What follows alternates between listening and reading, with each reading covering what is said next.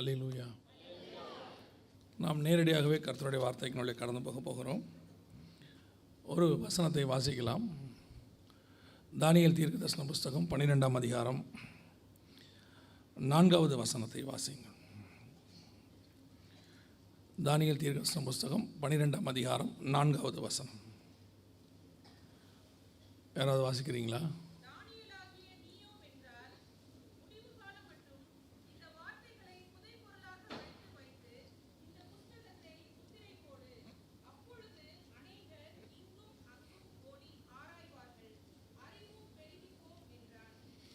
கண்களை மூடுவோம். நல்ல தகப்பனே, எங்கள் சர்வ வல்லமை உள்ள ஆண்டவரே, இந்த அருமையான நேரத்திற்காக உமக்கு ஸ்தோத்திரம்.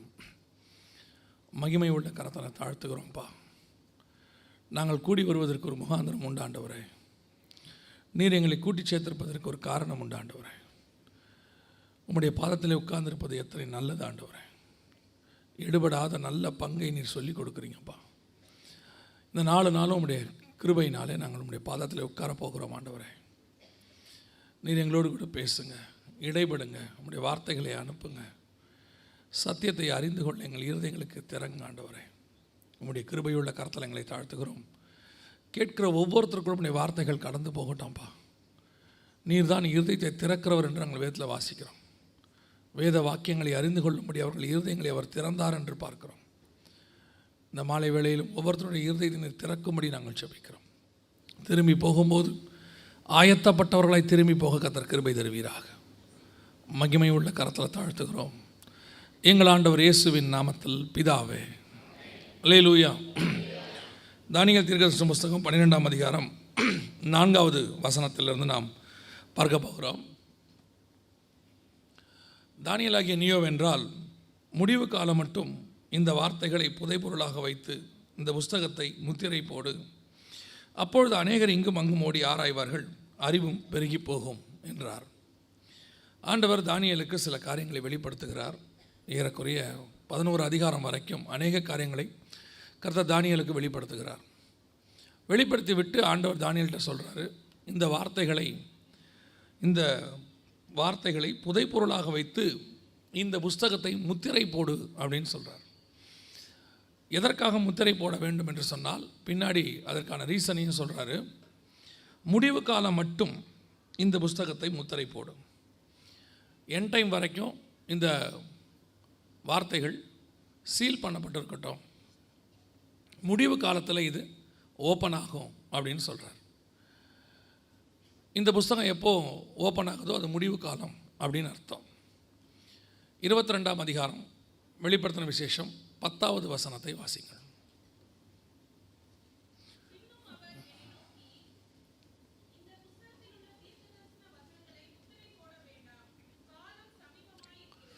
வெளிப்படுத்தின விசேஷம் 22:10 இந்த வார்த்தைகளை முத்திரை போட வேண்டாம், காலம் சமீபமாயிற்று என்றார். தானியேல்கிட்ட முத்திரை போட சொல்கிறாரு. வெளிப்படுத்தின விசேஷத்தில் முத்திரை போட வேண்டாம் அப்படின்னு சொல்கிறார். அங்கே முடிவு காலம் வரைக்கும்னு சொல்கிறாரு, இங்கே காலம் சமீபமாயிற்று அப்படின்னு சொல்கிறார். ஸோ வெளிப்படுத்தின விசேஷ புஸ்தகம் முடிவு காலத்துக்குரிய ஒரு புஸ்தகம். தானியேல்கிட்ட சொல்லப்பட்ட காரியங்கள் எல்லாம் முடிவு காலம், அதாவது கடைசி காலம் என்பது வெளிப்படுத்தின விசேஷம் கொடுக்கப்பட்ட காலம்.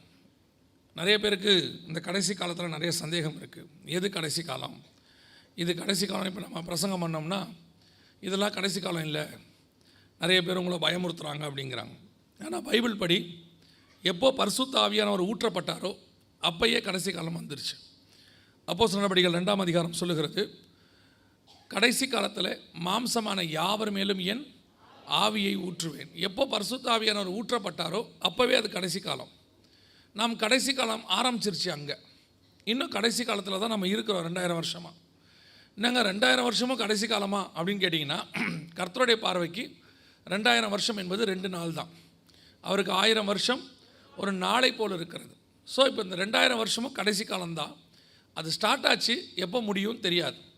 ஆனால் பைபிள் படி கடைசி காலத்தில் நிறைய அடையாளங்கள் இருக்குது. அதில் தானியேல்கிட்ட ஒரு அடையாளத்தை சொல்கிறாரு. முடிவு காலம் மட்டும் இந்த வார்த்தைகளை புதைபொருளாக வைத்து இந்த புஸ்தகத்தை முத்திரை போடு.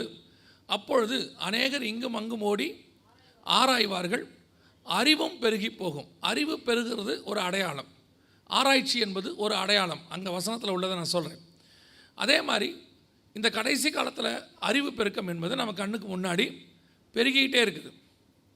அதாவது அறிவு பெருக்கம்னா என்ன? மனுஷன் அறிவு இல்லாமல் இருந்தானா?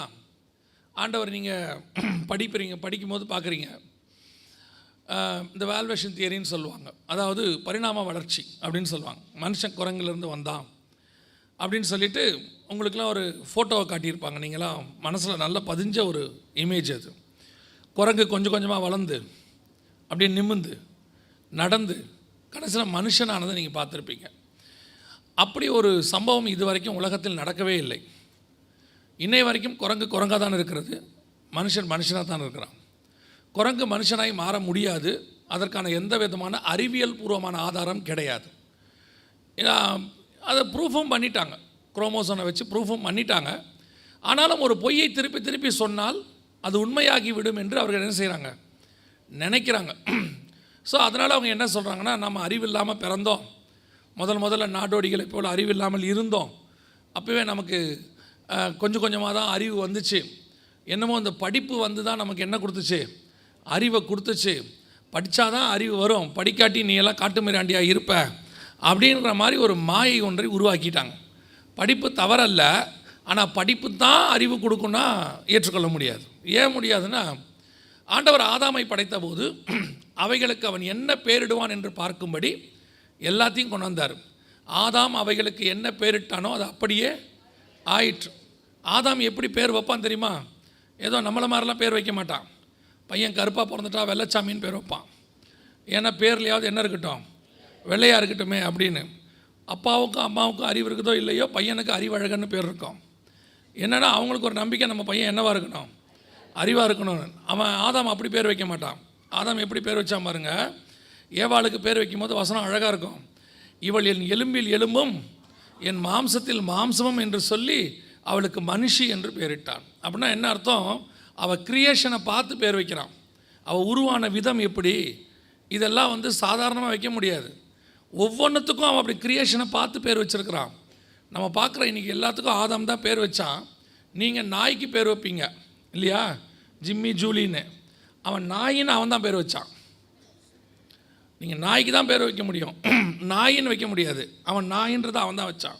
எப்படி வச்சாங்கிறதுக்கு அவனை தான் கேட்கணும். அந்த அளவுக்கு ஞானத்தோடு தான் ஆண்டவர் ஆதாமை படைத்தார். அந்த காட்டு மிராண்டியா நாடோடியா ஒன்றும் இல்லாமல் அறிவில்லாமல் அப்படிலாம் ஆண்டவர் படைக்கலை. உங்களையும் என்னையும் சில காரியங்களை சொல்லி சொல்லி சொல்லி நம்ம மண்டையில் திருப்பி நம்ம முதல்ல சிக்கி முக்கி கல் வச்சுருந்தோம், அப்புறமா வந்து இதை உருட்டணும் அதை உருட்டணும், அப்படிலாம் கிடையாது. ஆண்டவர் ரொம்ப தெளிவாக ஞானமாக மனுஷனை படைத்தார். உங்களுக்கான சிலரை பார்த்தா கொஞ்சம் சந்தேகம் வரும், ஒரு வேளை இவன் குரங்கிலேருந்து வந்திருப்பானோ அப்படின்னு சொல்லி. ஆனால் இல்லை, அப்படி இல்லை. ஒருத்தர் எங்கிட்ட வந்து சொன்னார், நாங்கள் குரங்கிலேருந்து வந்தோங்கிறத நிரூபிக்கிட்டோமானார். நான் சொன்னேன், அதெல்லாம் வேண்டாம், உங்களை பார்த்தாலே எனக்கு தெரியுது, நீங்கள் நிரூபிக்க வேண்டிய அவசியம்லாம் ஒன்றும் இல்லை அப்படின்னு. சிலருக்கு தங்கள் தாத்தா வந்து குரங்குங்கிறதுல அவங்களுக்கு அவ்வளோ ஆசை இருக்குது. நம்மளுடைய தாத்தா மனுஷங்கிறதுல நமக்கு ஆசை இருக்குது. அல்லேலூயா. நாம் தேவனால் உண்டாக்கப்பட்டவோம், தேவ சாயலாகவும் தேவ ரூபத்தின்படியும் உண்டாக்கினார். அப்போ அறிவு பெருக்கம்னா என்ன அப்படின்னு கேட்டிங்கன்னு சொன்னால், கடைசி காலத்தில் அறிவு பெருகி போகும். நம்ம இந்த அறிவு பெருக்கத்தை எப்படி எடுத்துக்கலாம்? கிராஜுவலாக மனுஷன் கொஞ்சம் கொஞ்சமாக கண்டுபிடிச்சிக்கிட்டே வந்தான். ஏதாவது அவன் கண்டுபிடிப்பெல்லாம் எப்படிப்பட்டதுங்கிறத இப்போ நீங்கள் பார்த்துக்கிட்டே இருக்கிறீங்க. மனுஷனுடைய கண்டுபிடிப்பு அத்தனையும் நன்மையும் தீமையும் கலந்தது. ஏன்னா அவன் சாப்பிட்ட பழம் அப்படி. அவன் சாப்பிட்ட பழத்துக்கு அப்புறம் தான் எல்லாத்தையும் கண்டுபிடிச்சான். ஸோ அவன் கண்டுபிடிக்கிறதுல எல்லாத்துலேயும் என்ன இருக்கும்? நன்மையும் தீமையும் மிக்ஸ் ஆகி தான் இருக்கும். கர்த்தர் படைத்த எல்லாத்துலேயும் நன்மை மட்டும்தான் இருக்கும், தீமை என்பதே இருக்காது. அதனால தான் கர்த்தர் எல்லாத்தையும் படைச்சிட்டு திருப்பி சொல்வார், நல்லதென்று கண்டார், நல்லதென்று கண்டார் அப்படின்னு இருக்கும். கர்த்தர் படைத்த எல்லாமே நன்மை, மனுஷன் படைத்த எல்லாமே நன்மையும் தீமை. பிசாசுக்கிட்ட இருக்கிறது எல்லாமே தீமை, அவ்வளோதான் வித்தியாசம். ஆண்டவர்கிட்ட இருக்கிறது எல்லாம் நன்மை, பிசாசுகிட்ட இருக்கிறதெல்லாம் தீமை, மனுஷங்கிட்ட இருக்கிறது நன்மையும் தீமையும் கலந்ததாக இருக்கும். அப்போ இந்த நாம் கண்டுபிடிக்கிற எல்லா கண்டுபிடிப்பு எது வேணா இருக்கட்டும், அதில் ஒரு நன்மையும் இருக்கும், ஒரு தீமையும் இருக்கும். நம்முடைய சுபாவம் என்னென்னா, அதில் இருக்கிற நன்மையை மட்டும் பார்ப்போம். ஒரு செல்ஃபோன் எடுத்துக்கோங்களேன், அது எப்படி யூஸ் ஆகுது, எவ்வளோ பிரயோஜனமாக இருக்குது, அது நன்மை. அதில் RFID இருக்குது, அதில் ரேடியோ ஃப்ரீக்வன்சி நம்மளை பாதிக்கும், நமக்குள்ளே தேவையில்லாத வியாதிகளை கொண்டு வரும், அது தீமை. எதுவுமே நன்மை தீமை இல்லாமல் இருக்காது. சொகுசாக காரில் போகிறீங்க, அது நன்மை. அதிலேருந்து வரக்கூடிய கார்பன் டை ஆக்சைடு தீமை. எல்லாத்துலேயுமே நன்மையும் இருக்கும், தீமையும் இருக்கும். அதான் மனுஷ கண்டுபிடிப்பு. மனுஷனுடைய அத்தனை கண்டுபிடிப்புலையும் ஒன்று விடாமல் வெறும் நன்மை இருக்குன்னு ஒன்று சொன்னான்னா அது கர்த்தர் உண்டாக்கினதாக இருக்கும். அவ்வளோதான் விஷயம். அப்போது மனுஷனுடைய அறிவு பெருக்கம் என்பது கடைசி காலத்தில் ஒரு அசுர வேகத்தில் இன்க்ரீஸ் ஆச்சு. அவன் கொஞ்சம் கொஞ்சமாக ஒன்று ஒன்றா கண்டுபிடிச்சிட்டே இருந்தான். கடைசியாக எப்போ எலக்ட்ரிக் பவர், மின்சார சக்தி கண்டுபிடிக்கப்பட்டதோ அதற்கு பிறகு இந்த அறிவு பெருக்கம் உச்சத்துக்கு போயிடுச்சு. அந்த அறிவு பெருக்கத்தினுடைய காலம் தான் கடைசி காலம். ஏன்னா பைபிள் சொல்லுது, அநேகர் இங்கும் அங்கும் ஓடி ஆராய்வர்கள் அறிவும் பெருகி போகும். இப்போ அந்த அறிவு பெருக்கத்தினுடைய காலம் உச்ச நிலைமை. உங்களுக்கு தெரியும் நினைக்கிறேன், நாம் ஸ்கூல் படித்த காலத்தில் இந்த ₹1 காயின் போட்டு பேசுகிறதுன்னு ஒன்று இருந்துச்சு. அதுக்கு முன்னாடி ஒரு ஃபோன் இருந்துச்சு, இப்படி சுற்றி விடுற ஃபோன் ஒன்று இருக்கும். 0 1 2 3 வரைக்கும் அப்படி இருக்கும். 1ல் ஆரம்பித்து 0 வரைக்கும். இந்த 0 கடைசியாக இருக்கும், பார்த்துருக்கீங்களா? அப்போ போலீஸ்க்கு அவசரம் 100 100. நீங்கள் அந்த 0வை திருப்பி விட்டிங்கன்னா அது மேலே போயிட்டு கீழே வரைக்கும் வரும். அது திருப்பி வரத்துக்குள்ளே திரும்ப வீட்டுக்கே போயிடுவான். அவ்வளோ தூரம் போயிட்டு வரும். அது அப்படியே போயிட்டு நம்ம அதை சுற்றி இருந்து பார்த்துக்கிட்டே நிற்கணும். அதில் ஒரு 2 ட்ரிப் வரும்போது அவன் நமக்கு ஃபோன் பண்ணுவான், சார் வீட்டுக்கு வந்துட்டேன், நீங்கள் இனிமேட் ஃபோன் பண்ணாதீங்க. எதுக்கு சொல்கிறேன்? அப்படி ஒரு ஃபோன் நம்ம பார்த்த காலத்தில். அதுக்கப்புறம் பட்டன் ஃபோன் வரத்துக்கு எத்தனையோ வருஷம் ஆச்சு. ₹1 காயின் போட்டு பேசுகிறதுக்காக தான் நமக்கு தெரிஞ்ச ஒரு ஃபோன். ஆனால் இன்றைக்கி பாருங்கள், அறிவு பெருக்கத்தினுடைய உச்சம். ஒரு நாளைக்கு ஒரு மாடல் வருது, ஒரு நாளைக்கு ஒரு டெக்னாலஜி உருவாகுது. அன்றைக்கி நம்ம எல்கேஜி யூகேஜிங்கிறதே பெரிய விஷயம். இப்போ குழந்தை வயிற்றில் இருக்கும் போதே நம்ம ஸ்கூலில் இடம் தேடிடுறோம் இல்லையா? நிறைய பேர் பையன் வயிற்றில் இருக்கும் போதே, பொண்ணு வயிற்றில் இருக்கும் போதே டேப் ரெக்கார்டர் இங்கே வச்சு பாட்டு கேட்க வைக்கிறாங்க. என்னன்னு கேட்டால் வெளியே வரும்போதே நாலேஜாக வருமா. அந்த அளவுக்கு இப்போ அறிவு பெருக்கம். அது உண்மையும் கூட பாருங்கள். இப்போ நம்மளாம் ரிமோட்டுக்கும் நம்ம செல்ஃபோனுக்கும் நம்ம 1.5 வயசு குழந்தைக்கு டிஃப்ரென்ஸ் தெரியுது. அதை எடுத்துகிட்டு அழகாக செல்ஃபோனை காதில் வச்சு பேசுது. அதில் வேறு அப்பா அம்மா என்ன சொல்கிறாங்கன்னா, அது ஃபோன் பார்த்தா தான் சாப்பிடவே செய்யுங்கிறாங்க. நமக்கு நிலாவை காட்டி தானே சாப்பாடு ஊட்டினாங்க, இப்போ வீடியோவை காட்டி நம்ம வீட்டுக்கு ஓட்டிகிட்டு இருக்கிறோம்ல. இதுதான் அறிவு பெருக்கத்துக்கு அடையாளம். ஸோ அறிவு பெருக்கம் உச்ச நிலைமைக்கு இப்போ வந்துருச்சு. ஒரு சயின்டிஸ்ட் எழுதியிருக்கிறாரு, போகிற வேகம், சயின்ஸோடைய அறிவியல் வேகம் எங்கே போய் நிற்கும் தெரில, ஆனால் கண்டிப்பாக ஒரு இடத்துல போய் முட்டுங்கிறாரு. ஒரு இடத்துல அவங்க ஸ்டக்கப் ஆகி நிற்க போகிறாங்க அப்படின்னு. அது இப்போ நடந்துக்கிட்டே இருக்குது. அதுக்கப்புறம் மனுஷனுக்கு என்ன வேணும்னே தெரியல. அந்த அளவுக்கு அறிவு பெருக்கத்தோட உச்சத்துக்கு நம்ம வந்துட்டோம். இது அறிவு பெருக்கத்தினுடைய காலம். மனுஷன் இங்கே அங்கும் ஓடி ஆராய தொடங்கிட்டான். இங்கேருந்து நிலாவை ஆராய்ச்சி பண்ணான். இயேசு காலத்தில் வானத்தில் ஒரு நட்சத்திரம் தோன்றிற்று. அதை பார்த்து அவன் ஆராய்ச்சி பண்ணி யூதருக்கு ராஜா எங்கன்னு கண்டுபிடிச்சான். இப்போது அங்கேருந்து பூமியை ஆராய்ச்சி பண்ணிக்கிட்டு இருக்கிறான். அங்கேருந்து பூமி எப்படி சுற்றுது, எவ்வளோ வேகமாக சுற்றுது. இதுதான் அறிவு பெருக்கத்தினுடைய உச்சம். ஆனால் நம்மளை பொறுத்த வரைக்கும் இந்த வேதாகமம் என்பது ஒரு ஏன்ஷியன்ட் புக்கு, பழைய புக்கு. இப்போ இருக்க நம்ம பசங்களெல்லாம் பைபிள் படிக்க சொன்னால் எல்லோரும் என்ன சொல்கிறான், அதெல்லாம் ஒன்றும் படிக்கலாம். முதல்ல நம்ம இப்போ நீங்களே பிள்ளைய பைபிள் படிக்க சொல்கிற காலம் மாறிடுச்சு. இப்போ நீங்களே பைபிள் படிச்சியான்னு கேட்குறதே இல்லை. முந்தியெல்லாம் கேட்பாங்க, வேதம் வாசித்தீர்களா, ஜெபித்தீர்களான்னு. இப்போ நீங்கள் யாரும் அந்த மாதிரிலாம் கேட்குறதே இல்லை. ஏந்திரிச்சோடனே படித்தீர்களா, இன்றைக்கி என்ன எக்ஸாம், எல்லாத்தையும் எடுத்து வச்சிட்டியா, 7 மணிக்கு ஆட்டோ வரும், டைம் டேபிள் என்ன, இப்படி தான் கேட்குற மொழியை பைபிள் படித்தான்னு கேட்குறதே இல்லை. ஏன்னா கொஞ்சம் கொஞ்சமாக நமக்கு பைபிள் மேலே உள்ள நாட்டம் குறையுது. காரணம் என்னென்னா, இது ஒரு பழைய புக்கு, இது உள்ள எல்லாமே பழசு, நோவா கதை, லாசரு கதை, இப்படியே சொல்லிகிட்டே இருக்கிறோம். ஆனால் பைபிள் சொல்லுது அறிவு பெருகி போகும். அப்போ அறிவு பெருக்கத்தினுடைய காரியமும் எது உள்ள இருக்குது, இந்த பைபிளுக்குள்ளே இருக்குது. இன்றைக்கி யங்ஸ்டர்ஸ்க்கு பைபிள் ஒரு ஹிஸ்ட்ரி புக்கு மாதிரி தான் இருக்கே ஒழிய இது டெக்னாலஜி புக்காக தெரியல. நான் எப்பவும் சொல்லுவேன், வேதாகமம் என்பது படிக்கிறவன் எப்படியோ அவனுக்கு ஏற்ற மாதிரி இருக்குது. நீங்கள் வெறும் ஹிஸ்ட்ரியாக படிச்சிங்கன்னா ஹிஸ்ட்ரி, ஆர்கியாலஜியாக படிச்சிங்கன்னா ஆர்கியாலஜி, சயின்ஸாக படித்தா சயின்ஸு, மெடிசனாக படித்தா மெடிசன், ப்ராஃபஸியாக படித்தா ப்ராஃபஸி. உங்களுக்கு எப்படி வேணுமோ எல்லாமே இது உள்ளே இருக்குது. அத்தனையும் இது உள்ளே இருக்குது. அதை படிக்கிற நீங்களும் நானும் தான் மாறுபடுறமே ஒழிய ஆண்டவர் மாறுபடலை. ஆண்டவர் சொல்கிறாரு, நான் என்னுடைய மகத்துவங்களை அவர்களுக்கு எழுதி கொடுத்தேன், அவர்கள் அதை அந்நிய காரியமாக எண்ணினார்கள். ஆண்டவர் மொத்த டெக்னாலஜியும் எழுதியிருக்கிறாரு. இன்றைக்கி இருக்கிற கடைசி கால கண்டுபிடிப்புகள் எழுதியிருக்கிறாரு. இதில் இருக்கக்கூடியதான் இன்றைக்கி என்னென்னலாம் இருக்கோ எல்லாத்தையும் எழுதியிருக்காரு. இப்போ நமக்கு என்னென்னா, இந்த 50 வருஷத்துக்கு முன்னாடி 100 வருஷத்துக்கு முன்னாடி வந்த சயின்ஸ், அதை பேஸ் பண்ண புக்கு, அதை பேஸ் பண்ண டிகிரி, அதை பேஸ் பண்ண ஒரு மாஸ்டர் டிகிரி, அதை படித்து முடித்தோடனே 2 கொம்பு வந்துடும். ஏன்னா நான் ஒரு டிகிரி முடிச்சிட்டேன், நான் ஒரு மாஸ்டர்ஸ் டிகிரி முடித்தேன். அதுலேயும் அந்த சயின்ஸில் அவன் படிக்கிற டிபார்ட்மெண்ட்டில் ஏதோ ஒன்று முடிக்கிறான். இன்ஜினியரிங்னா மெக்கானிக்கலோ சிவிலோ ஐடியோ ஏதோ ஒன்று முடிக்கிறான். ஆனால் அதுக்கே அவனுக்கு என்ன வாய்ப்புது? இப்போ டாக்டர்னு எடுத்துக்கோங்க, பெரும்பாலும் யாராவது ஒரு டிபார்ட்மெண்ட் படிக்கிறாங்க, பீடியாட்ரிஷனுக்கு படிக்கிறாங்க, கைனகாலஜிஸ்ட் படிக்கிறாங்க, ஏதோ ஒன்று படிக்கிறாங்க. படித்து முடித்தோடனே நமக்கு எல்லாம் தெரியுங்கிற ஒரு எண்ணம் வருது. ஆனால் இது எல்லாத்தையும் வச்சிருக்கிற ஒரு புக்கு. நீங்கள் படித்தது எல்லாமே இந்த உலகத்தில் உள்ள படிப்பில் ஒரு பார்ட், ஒரு 0.01. ஆனால் இதுதான் மொத்தத்தையும் உள்ளே வச்சுருக்கிற புக்கு. உங்களுக்கு கிடச்சிருக்கிற அந்த அறிவை நீங்கள் இதோட கம்பேர் பண்ணவே கூடாது. நீங்கள் படிக்கிறது நீங்கள் சாவர வரைக்கும் யூஸ் ஆகும். டாக்டருக்கு படித்தாலும் இன்ஜினியருக்கு படித்தாலும் நீங்கள் சாவர வரைக்கும் யூஸ் ஆகும். உங்களுக்கு பணம் கிடைக்கும், புகழ் கிடைக்கும், வீடு வாசல் கிடைக்கும், எல்லாம் கிடைக்கும். ஆனால் இந்த ஒரு புக்கு தான் பரலோகத்தில் இடம் கொடுக்கும். நீங்கள் படிக்கிற எந்த புக்கும் பரலோகத்தில் இடம் கொடுக்கவே கொடுக்காது. நீங்கள் எப்பேற்பட்ட ஆளை வேணால் பாருங்கள், 58 வயசுக்கு அப்புறம் பைபிள் எடுத்துகிட்டு உட்காந்துருவார். ஏன்னா அதுக்கப்புறம் தான் அவருக்கு அறிவு பெருகுது. ஓ, நம்ம இது வரைக்கும் படித்ததெல்லாம் சுற்றி இருக்கிறத கொடுத்துச்சு, இது எதுவும் நம்ம கூட வராது, போகும்போது எடுத்துருவான். நம்ம கூட வரணுன்னா இது ஒன்று தான் இருக்குது, இதுதான் படிக்கணுங்கிறது எல்லாருக்கும். சார்லஸ் டார்வின் வரைக்கும், கடைசியில் சார்லஸ் டார்வினே பைபிள் படிச்சுட்டு தான் செத்தாருன்னு ரெக்கார்டு இருக்குது. ஸோ அந்த அளவுக்கு இந்த வேதாகமத்துக்குள்ளே எல்லா காரியங்களும் புதைந்திருக்கு. ஸோ இன்றைக்கி இருக்கிற யங்ஸ்டர்ஸ் கொஞ்சம் பேரில் பெரும்பான்மையானவர்கள் அதெல்லாம் போய் யார் படிப்பா? நாங்கள் we are in IT department அப்படிங்கிற இன்ஃபர்மேஷன் டெக்னாலஜியில் இருக்கோம், நான் டாக்டருக்கு படிக்கிறேன் அப்படி இப்படின்னு சொல்லிவிட்டு பைபிளை ரிஜெக்ட் பண்ணிடுறான். ஸோ நான் கொஞ்சம் இந்த பைபிளை படிக்கும் போது இந்த கடைசி காலத்தில் இருக்கிற அறிவு பெருக்கத்தை பற்றி சில விஷயங்கள் வேதாகமத்தில் இருந்தது.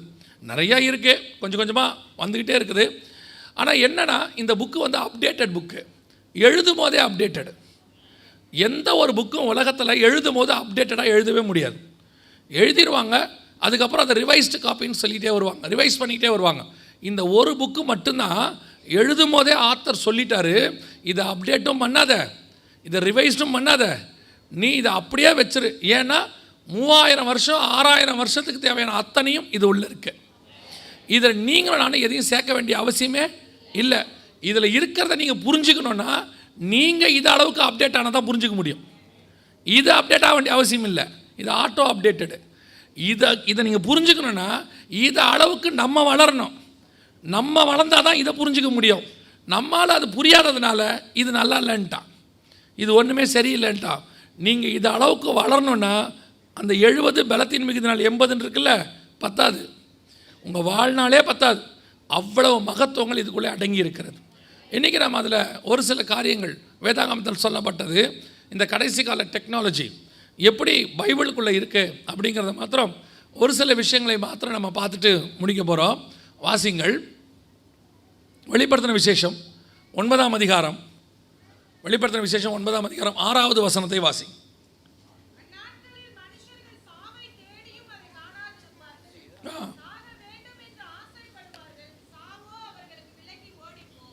ஒரு ஸ்க்ரீன் மட்டும் எனக்கு அப்படியே வச்சுருங்க, மாற்றாதீங்க, இது மிச்சதெல்லாம் மாற்றிக்கோங்க, இது ஒன்று மட்டும் வச்சுருங்க. இல்லைன்னா ஏதாவது ஒரு ஸ்க்ரீன் மானிட்டர் எனக்கு மட்டும் வச்சுருங்க, பவர் பாயிண்ட். திருப்பி வாசிங்க சிஸ்டர், மன்னிக்கணும். அந்நாட்களில் மனுஷர்கள் சாவை தேடியும் அதை காணாதிருப்பார்கள், சாக வேண்டுமென்று ஆசைப்படுவார்கள், சாவோ அவர்களுக்கு விலகி ஓடிப்போம். கவனிங்கள், இந்த வசனம் எவ்வளோ பெக்குலியராக இருக்குது பார்த்தீங்களா? இதில் சொல்லப்பட்டிருக்கிற வசனத்தை கொஞ்சம் யோசித்து பாருங்கள். அந்நாட்களில் மனுஷர்கள் சாக வேண்டும் என்று ஆசைப்படுவார்கள். அந்த வசனம் எப்படி இருக்கு பாருங்கள். அந்நாட்களில் மனுஷர்கள் சாக வேண்டும் என்று ஆசைப்படுவார்கள். எந்த காலத்தில் மனுஷன் சாவ ஆசைப்படுவானா? மனுஷன் ஆசைப்படுறதே வாழ ஆசைப்படுறது தான். எதையாவது செஞ்சு அவன் என்ன செய்யணும்? வாழணும்னு தான் நினைப்பான். நீங்கள் யாரை வேணால் கேட்டு பாருங்கள், 80-90 ஆனவங்களை கூட பாருங்கள், மூச்சு இழுக்கும் போது நீங்கள் நல்ல ஆக்சிஜன்லாம் வச்சுட்டு காதில் போய் கேட்டு பாருங்கள், ரொம்ப கஷ்டப்படுறீங்களே, போயிட்டு வரீங்களான்னு. அவங்க என்ன சொல்லுவாங்கன்னு நினைக்கிறீங்க? இத்தனை வருஷம் உன்னை பத்திரமா காப்பாற்றிருக்கிறேன், என்னை காப்பாற்று.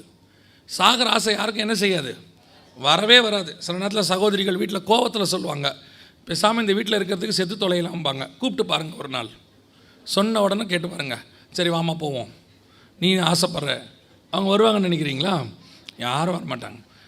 யாருக்குமே சாகர ஆசை என்ன செய்யாது, வராது. அவங்களுக்கு மட்டும் இல்லை, எந்த உயிர் இருக்கிற உயிரினம் எதுக்கும் வராது. ஜீவன் ஒன்று எதுக்கு இருக்குது, சின்ன எறும்பு எடுத்துக்கோங்க, அதுக்கு கூட சாகர ஆசை என்ன செய்யாது, வராது. நீங்கள் கிட்ட போனோன்னு தப்பிச்சு ஓடும், எப்படியாவது உயிர் வாழணும்னு ஆசை. ஆனால் வெளிப்படுத்தல் 9 6 சொல்லுது, அந்நாட்களில் மனுஷர்கள் சாக வேண்டும் என்று ஆசைப்படுவார்கள், சாவோ அவர்களுக்கு விலகி ஓடி போகும். அப்படின்னா இது எப்போ நடக்கிற விஷயம் அப்படின்னு கேட்டிங்கன்னா, அந்த 9:6 சொல்லுது அந்நாட்களில். எந்த நாட்கள் அப்படின்னு கேட்டிங்கன்னா, 7ஆம் அதிகாரத்தில் வருகை வருகிறது, சபை எடுத்துக்கொள்ளப்படுகிறது. வருகைக்கு பின்னாடி நடக்கிற சம்பவம் உபத்திரவ காலம் நம்ம சொல்கிறோம். இன்றைக்கி கடைசி காலத்தில் உபத்திரவ காலம் இல்லைன்னு சொல்கிற ஒரு குரூப் இருக்குது, சபை எடுத்துக்கொள்ளப்படுதல் இல்லைன்னு சொல்கிற ஒரு குரூப் இருக்குது, ஒரு குரூப் இயேசு வரமாட்டார்னு சொல்கிற ஒரு குரூப்பும் இருக்குது. இயேசு நிச்சயம் திரும்பி வருவார். அல்லேலூயா. அவர் சொன்ன விஷயங்கள் எல்லாம் துல்லியமாய் நடக்குது. அவர் வருவேன்ங்கிற வாக்கு தத்தமும் துல்லியமாய் நடக்கும். அவர் வருவதற்கு முன்பதாக மணவாட்டி சபையை எடுத்துக்கொள்வேன் என்று கர்த்தர் வாக்கு தத்தம் பண்ணியிருக்கிறார். ஸோ அவர் சொன்னதும் கண்டிப்பாக என்ன செய்யும், நடக்கும். அப்போ இந்த அந்நாட்கள் என்பது எதை குறிக்குது அப்படின்னு கேட்டிங்கன்னு சொன்னால், இது உபத்திரவ காலத்தில் 9ஆம் அதிகாரத்தில் 8ஆம் அதிகாரத்தில் உபத்திரவம் ஆரம்பிச்சிடுது. 9ஆம் அதிகாரம் உபத்திரவ காலத்தினுடைய காலம். அப்போ வசனம் சொல்லுது, அந்நாட்களில் மனுஷர்கள் சாக வேண்டும் என்று ஆசைப்படுவார்கள். ஏன்னா உலகம் இதுவரைக்கும் பார்த்திராத ஒரு உபத்திரவம் வரப்போகிறது. இதுவரைக்கும் உலகம் கண்டிராத உபத்திரவம். அது என்னங்க அவ்வளோ பெரிய உபத்திரவம் அப்படின்னு கேட்டிங்கன்னா, இந்த பூமியில் உபத்திரவம் என்பது எல்லா காலத்திலும் இருக்குது, அத்தனை காலத்திலும் இருக்குது. எப்போத்துலேருந்து இருக்குதுன்னு கேட்டிங்கன்னு சொன்னால், ஆதாம் காலத்திலேருந்து இருக்குது, எல்லா காலத்திலும் இருக்குது. ஆனால் நிறைய பேர் இந்த கடைசி காலத்தில் ஒரு உபதேசம் இருக்குது, உபத்திரவம் உனக்கு இல்லை அப்படின்னு சொல்கிற ஒரு காலம் இருக்குது. இயேசு உலகத்தில் உபத்திரவம் உண்டுனாரா இல்லைன்னாரா? இயேசு உலகத்தில் உபத்திரவம் உண்டுங்கிறார். இயேசு ஒன்று சொல்லும் போது அதுக்கு ஒன்று ஆப்போசிட்டாக ஒரு ஆள் சொன்னால் அது யார்? பிசாசு. அவ்வளோதான், மேட்ரு ஓவர். இயேசு ட்ரெஸ்ஸு போடாமல் மனுஷனை படைச்சார், ட்ரெஸ்ஸாக போட வச்சது யார்? பிசாசு. மனுஷன் ட்ரெஸ்ஸு போட்ட பிறகு ஆண்டவர் நல்ல ட்ரெஸ்ஸாக போட்டு கொடுத்தாரு. எதை போட்டு கொடுத்தாரு? தோல் உடைகளை. இப்போ கழட்ட வைக்கிறது யார்? பிசாசு. ஆண்டவர் போட சொன்னால் அவன் போட வேணாம்பா, ஆண்டவர் போட வேணான்னா அவன் போடும்பா. அவ்வளோதான். கர்த்தர் எதை சொல்கிறாரோ, அவர் சாப்பிட வேணான்னா சாப்பிடும்பா, ஆண்டவர் சாப்பிடுன்னா சாப்பிடாதேம்பா. ஆண்டவர் எதை சொல்கிறாரோ அதுக்கு ஆப்போசிட்டாக சொல்கிறது. நீங்கள் இதுக்கு பெரிய டாக்டரினுக்கு பின்னாடிலாம் போக வேண்டாம். ஆண்டவர் உலகத்தில் உபத்திரவம் உண்டுன்னாரு. எவன் உபத்திரவம் இல்லைங்கிறானோ அவன் பிசாசு. அவ்வளோதான், முடிஞ்சிடுச்சு. இல்லைங்க அப்படியே உபத்திரவம் இருக்குன்னு சொல்கிறேன், ஆண்டவர் இருக்குங்க இருக்கிறார். அவ்வளோதான். உலகத்தில் உங்களுக்கு உபத்திரவம் உண்டு, ஆனாலும் திடம் கொள்ளுங்கள், நான் உலகத்தை ஜெயித்தேன். உபத்திரவம் உண்டு, ஆனால் உன்னை ஒன்றும் பண்ணாது. இவங்க என்ன சொல்கிறாங்க, உனக்கு உபத்திரவமே இல்லைங்கிறான். அதுக்கு இந்த ப்ராஸ்பரிட்டி டாக்டரின்னு பேர், கிரேஸ் டாக்டரின்னு பேர், ஹைப்பர் கிரேஸ்ன்னு பேர், சூப்பர் கிரேஸ்ன்னு பேர்.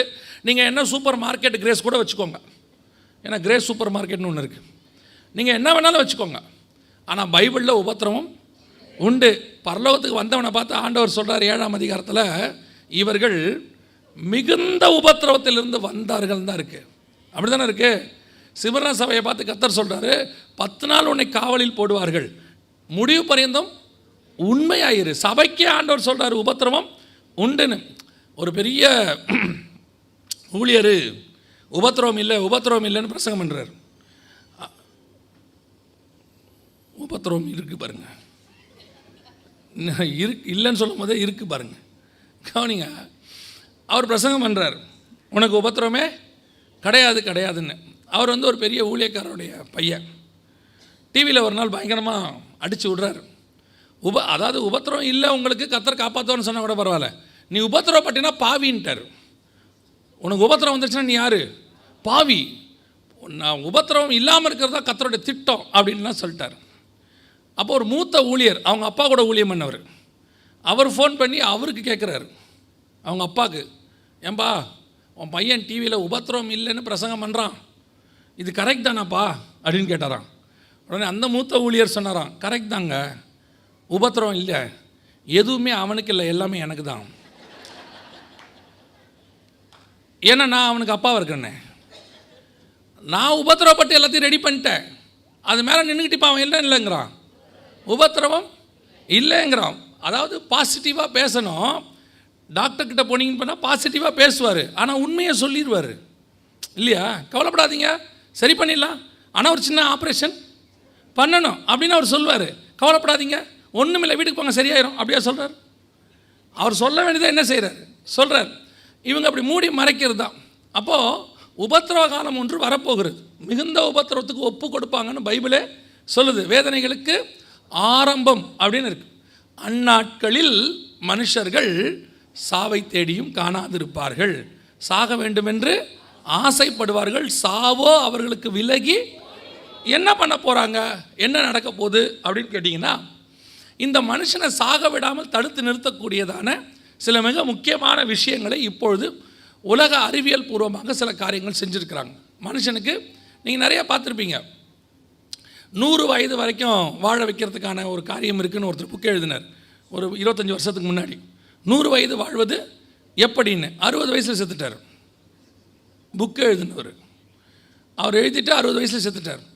நிறைய பேருக்கு இந்த நிறைய உயிர் வாழணும்னு என்ன இருக்குது, ஆசை இருக்குது. இப்போ கூகுளில் கூட சில காரியங்கள்லாம் போய் பார்த்தீங்கன்னா 1000 வருஷம் உங்களை வாழ வைக்க போகிறோம், மரணத்தை நம்ம வெல்ல போகிறோம் அப்படின்லாம் நிறைய டெக்னாலஜியெல்லாம் கொண்டாந்துட்டு இருக்கிறாங்க. இதனுடைய பின்னணி என்ன, இதனுடைய பின்னணி என்ன அப்படின்னு பார்த்தீங்கன்னு சொன்னால், ஒரு வசனம் வாசிங்க, நான் உங்களுக்கு சொல்கிறேன். மனுஷனுடைய உயிர் எதன் அடிப்படையில் இருக்குதுன்னு 4000 வருஷத்துக்கு முன்னாடி ஆண்டவர் சொல்கிறார். லேவியராகமத்தின் புஸ்தகம் 17ஆம் அதிகாரம் 11வது வசனத்தை வாசிங்க. மாம்சத்தின் உயிர் இரத்தத்தில் இருக்கிறது. இரத்தத்தில் இருக்கிறது. மனுஷனுடைய உயிர் எதில் இருக்கு? இரத்தத்தில் இருக்கு. இந்த வசனம் எப்போ வந்து தெரியுமா? வனாந்தரத்தில் இஸ்ரவேல் ஜனங்க எகிப்திலிருந்து புறப்பட்டு கானானுக்கு போகும்போது அந்த வனாந்தரத்தில் கர்த்தர் சொல்கிறாரு, ஒரு மனுஷனுடைய உயிர் எதில் இருக்குது? இப்போ தான் ஒரு 250 வருஷத்துக்கு முன்னாடி உயிரணுக்கள் இருக்குது. அது வெள்ளை அணுக்கள், சிவப்பு அணுக்கள், அப்புறம் வந்துட்டு அதில் பிளேட்லெட்ஸ் இருக்குது.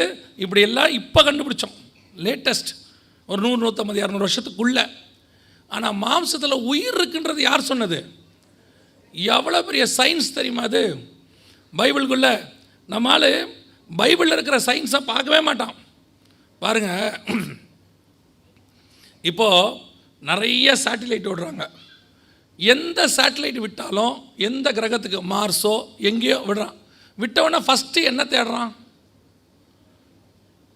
அந்த கிரகத்தில் என்ன இருக்கான்னு தேடுறான், தண்ணி இருக்கான்னு தேடுவான். இதுதான் மனுஷனுடைய ஃபஸ்ட்டு வேலை, தண்ணி இருக்கான்னு. சேட்டிலைட்டை விட்டு தண்ணி இருக்கான்னு தேடுவான், அங்கேருந்து பார்த்துருவான். ஆனால் சேட்டிலைட் திரும்பி வராது, ஏன்னா திரும்பி வர வச்சா பயங்கர காஸ்ட்லி. அதை அப்படியே சுத்த விட்டுருவான் மேலே. ஆனால் 4000 வருஷத்துக்கு முன்னாடி தண்ணி இருக்கான்னு தேடி நம்மால் ஒரு சேட்டலைட் விட்டு சேட்டலைட்டில் திருப்பி இறக்கிட்டாங்க கீழே. யார்? நோவா. பேழைக்கு வெளியே புறா விட்டு தண்ணீருக்கு வற்றி போய் விட்டதா என்று பார்க்கும்படி புறாவை விட்டானாமா. போன புறா திரும்பி வந்துருச்சு, உள்ளம் கால்பதிக்க இடம் இல்லாதபடினால. 2வது தடவை சேட்டலைட் விட்டான். இவங்க விடுற சேட்டலைட்டு கல்லையும் மண்ணையும் அள்ளிக்கிட்டு வந்துச்சு. அந்த சேட்டலைட்டு போய் ஒலிவ எண்ணெயை கொண்டாந்து, ஒலிவ இலையை கொண்டாந்துருச்சு. நாம் பண்ண ஒரு விஷயத்தை திருப்பி இவனுங்க பண்ணுறதுக்கு 4000 வருஷம் ஆகுது. இவன் நம்மளை பார்த்து கேட்குறான், கடவுள் இருக்குதான்? உங்கள் கடவுள் எங்கேன்றான். எங்கள் தேவ மனுஷன் பண்ணதை திருப்பி பண்ணுறதுக்கே 4000 வருஷம் இருக்குது. எவ்வளோ பெரிய நாலேஜ் பாருங்கள். அன்றைக்கி லாபா நாட்டுக்கும் யாக்கோபா ஆட்டுக்கும் அவன் மாத்திரம் பாருங்கள் வித்தியாசத்தை. கலர் மாத்திரம் பாருங்கள். கலர் மாற்றணும்னா டிஎன்ஏ மாறணும். ஒரு மனுஷனுடைய டிஎன்ஏ மாறினா தான் கலர் மாறும். ஒரு ஆட்டோடைய டிஎன்ஏவை யாக்கோபு சர்வசாதாரணமாக மாற்றுவான். எவ்வளோ பெரிய மெடிசன், எவ்வளோ பெரிய சயின்ஸ் அது. 4000 வருஷத்துக்கு முன்னாடி இருக்குது பைபிளில். நம்ம பைபிளை பார்த்துட்டு ஒன்றும் இல்லை, நம்ம பையனே சொல்கிறான், இதில் என்ன இருக்குது, உட்காந்து கொஞ்சம் படி, நீ படிக்கிறத படி, இதை கொஞ்சம் படி, இதில் தான் எல்லாமே இருக்குது. 4000 வருஷத்துக்கு முன்னாடி கர்த்தர், 2000 வருஷம் 4000 வருஷத்துக்கு முன்னாடி கர்த்தர் சொல்கிறாரு, ஒரு மனுஷனுடைய உயிர் எதில் இருக்குது? ரத்தத்தில் இருக்குது. இப்போ 9ஆம் அதிகாரம் 6ஆம் வசனம் சொல்லுது, மனுஷர்கள் சாவை தேடியும் காணாதிருப்பார்கள், சாக வேண்டும் என்று ஆசைப்படுவார். இப்போ என்ன பண்ணியிருக்கிறாங்கன்னு கேட்டிங்கன்னா, ஆர்டிஃபிஷியல் பிளட் அப்படின்னு சொல்லக்கூடியதான ஒரு விஷயத்தை கண்டுபிடிச்சிருக்கிறாங்க. இதுக்கு பேர் தான் ஆர்டிஃபிஷியல் பிளட். ஆர்டிஃபிஷியல் பிளட்னா என்ன? செயற்கை ரத்தம். இந்த செயற்கை ரத்தத்தை ஒரு 15 வருஷமாகவே ரெடி பண்ணிகிட்டே இருக்கிறாங்க. ஆரம்பத்தில் இந்த செயற்கை ரத்தத்தில் உயிரணுக்கள் கொண்டு வர முடியல. செயற்கை ரத்தத்தில் ஆர்பிசி, இப்போ நமக்கெல்லாம் WBC, RBCலாம் இருக்குது. WBCனா என்ன? வெள்ளை அணுக்கள், ஒயிட் பிளட் கார்பசல்ஸ்ன்னு சொல்லுவாங்க.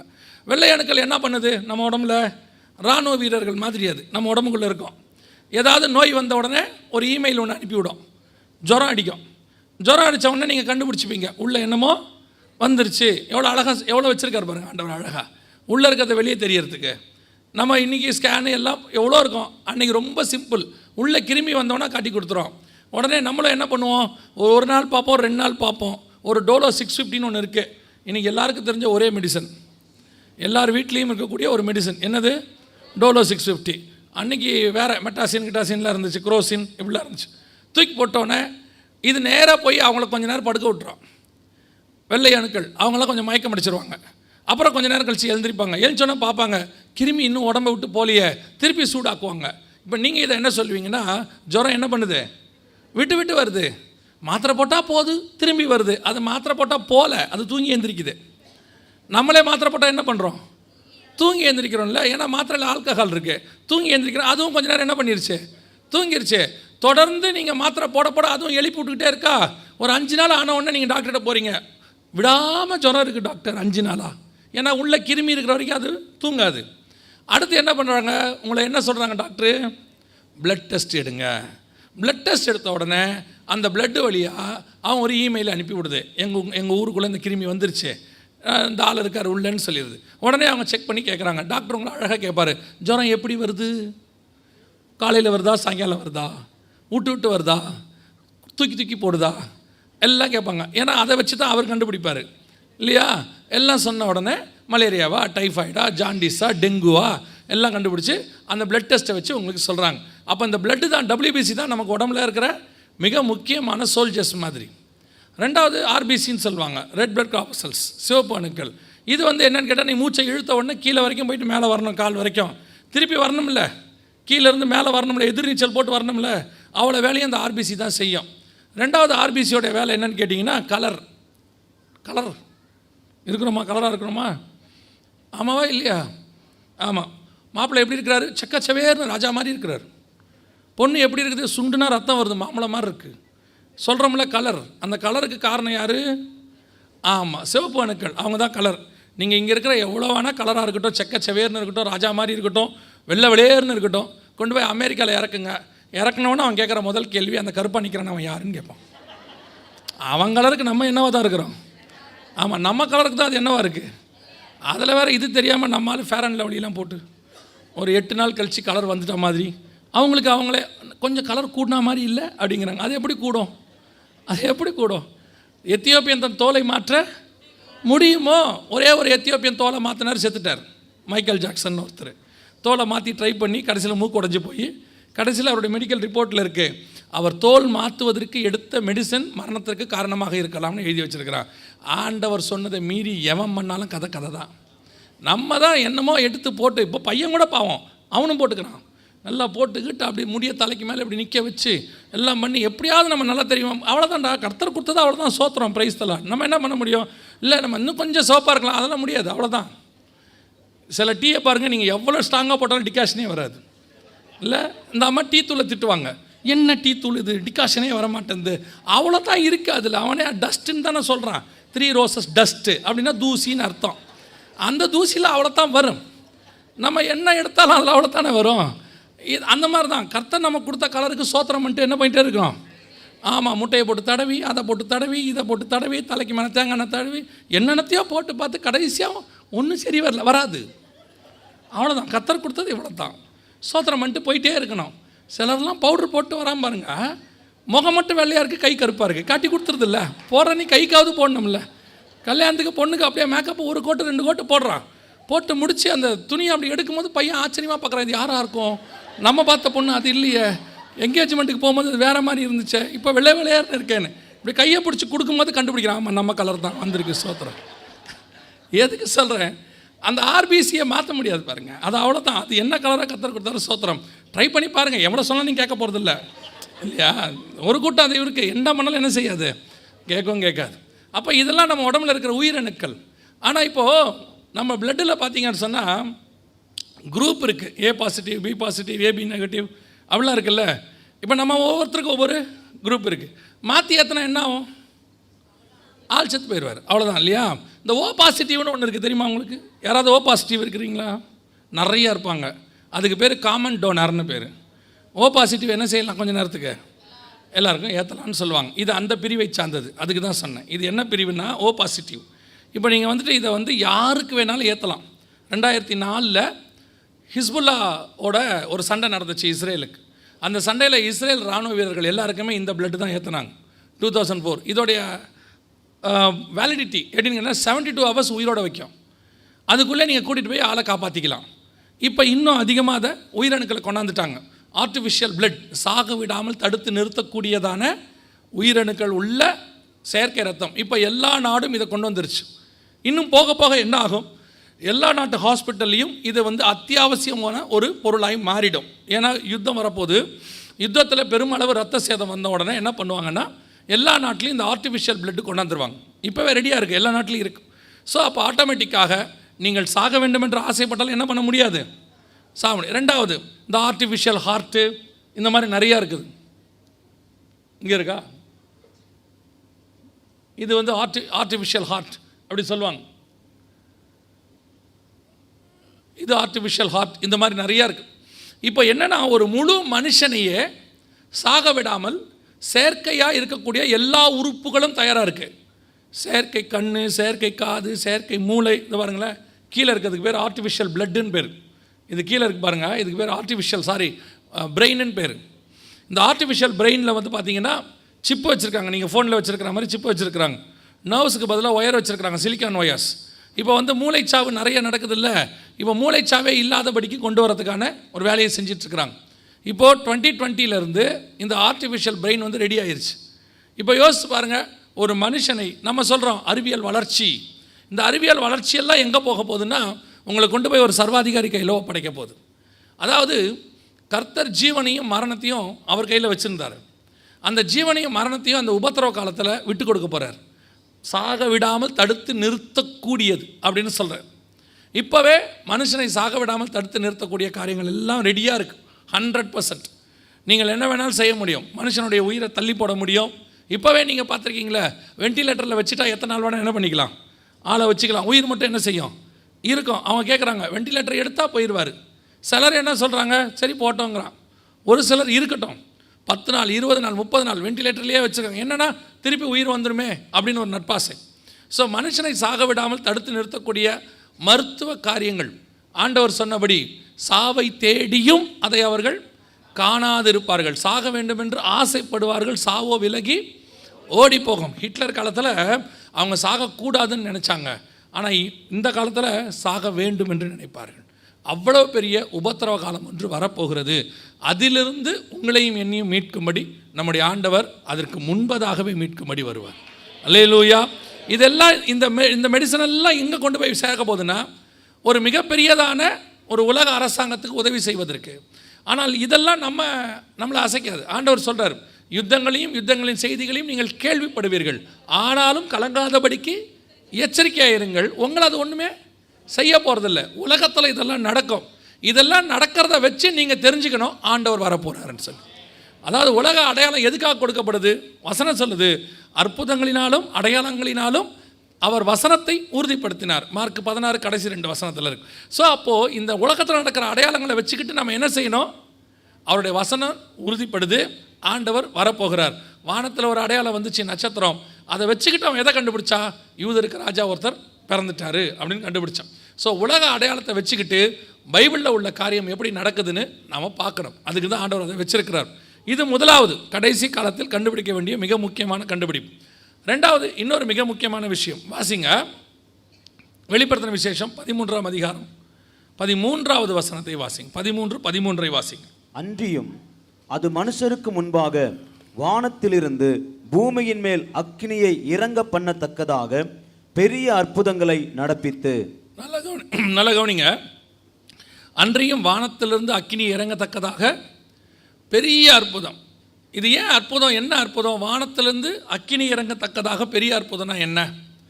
நம்ம எல்லாருக்கும் தெரியும், பழைய ஏற்பாட்டில் 1 ராஜாக்களின் புஸ்தகத்தில் இப்படி ஒரு விஷயம் நடந்துச்சு. என்ன விஷயம் அப்படின்னா, வானத்திலிருந்து எலியா என்ன பண்ணுறாரு? அக்கினி இறக்குறாரு. அக்கினி இறக்குற தேவனே மெய்யான தேவன் அப்படின்னு சொன்னாங்க. பாகால் தீர்க்கதரிசிகளால் அதை இறக்க முடியல. எலியா தீர்க்கதரிசி அதை என்ன பண்ணார்? இறக்குனார். ஆனால் கடைசி காலத்தில் பழைய ஏற்பாட்டில் ஒரு தேவ மனுஷன் செஞ்சதை இங்கே பிசாசு செய்யுது. 13ஆம் அதிகாரத்தில் அவங்க அன்னைக்கு செஞ்சதை பிசாசு இப்போ அட்வான்ஸ்ட் ஆகிருக்கு.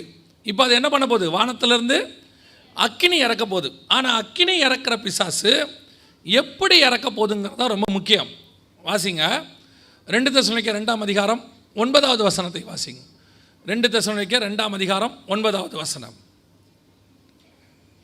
அந்த அக்கிரமக்காரனுடைய வருகை சாத்தானுடைய செயலின்படி சகல வல்லமையோடும் அடையாளங்களோடும் பொய்யான அற்புதங்களோடும்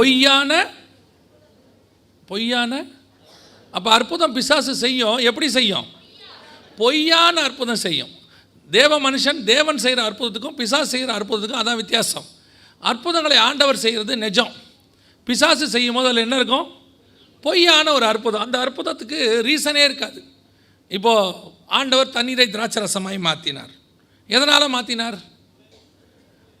திராட்சரசம் குறைவுபட்டது, அதனால் மாற்றினார். இப்போ நம்மால் ஒருத்தன் தண்ணியை திராட்சரசமாக மாற்றுறேன்றான். ஏண்டா மாத்திர? இல்லை பைபிளில் சொன்ன மாதிரி நான் மாற்றுறேன். பைபிளில் தேவை இருந்துச்சு, அற்புதம் நடந்துச்சு. இப்போ தண்ணீரை நீ திராட்சரசமாக மாற்றுறதுல என்ன அற்புதம் இருக்குது? ஏன்னா இப்போ தேவையே இல்லை. ஏன் அவன் மாற்றுறான்? இப்போது பாருங்கள், நான் தண்ணியை திராட்சரசமாக மாற்றிட்டேங்கிறான். எதுக்கு சொல்கிறான்? நான் பவர்ஃபுல் அப்படின்னு காட்டுறதுக்கு, எங்கிட்ட பவர் இருக்குது அப்படின்னு காட்டுறதுக்கு. அதுக்கு பேர் வந்து பெர்ஃபார்மன்ஸ். எங்கிட்ட இருக்கிறத காட்டுறதுக்கு பேர் என்னது? பெர்ஃபார்மன்ஸ். தேவையாக செஞ்சால் தான் அதுக்கு பேர் அற்புதம். மரித்தோரை உயிரோடு கூட ஒருத்தனை கொண்டாந்தாங்க, எழுப்புனா அதுக்கு பேர் என்னது? மிராக்கிள், அற்புதம். இருக்கிற போஸ்ட்மார்ட்டம் செய்ய வேண்டியதுக்கெலாம் போய் என்கிட்ட வல்லம் இருக்கு நான் எழுப்புறேன்னா அது தேவையில்லை. ஆண்டவர்கிட்ட வந்தவங்களை அவர் எழுப்பினார். அதாவது இன்றைக்கி கடைசி காலத்தில் இந்த பிசாசு அற்புதங்களை செய்கிறத விசுவாசிகள் நீங்கள் புரிஞ்சுக்க மாட்டீங்க. பிசாசும் அற்புதம் செய்து தேவ மனுஷனும் அற்புதத்தை செய்கிறான். வாசிங்க, வெளிப்படுத்தின விசேஷம் 16ஆம் அதிகாரம் 13வது வசனத்தை வாசிங்க. வெளிப்படுத்தல் 16:13.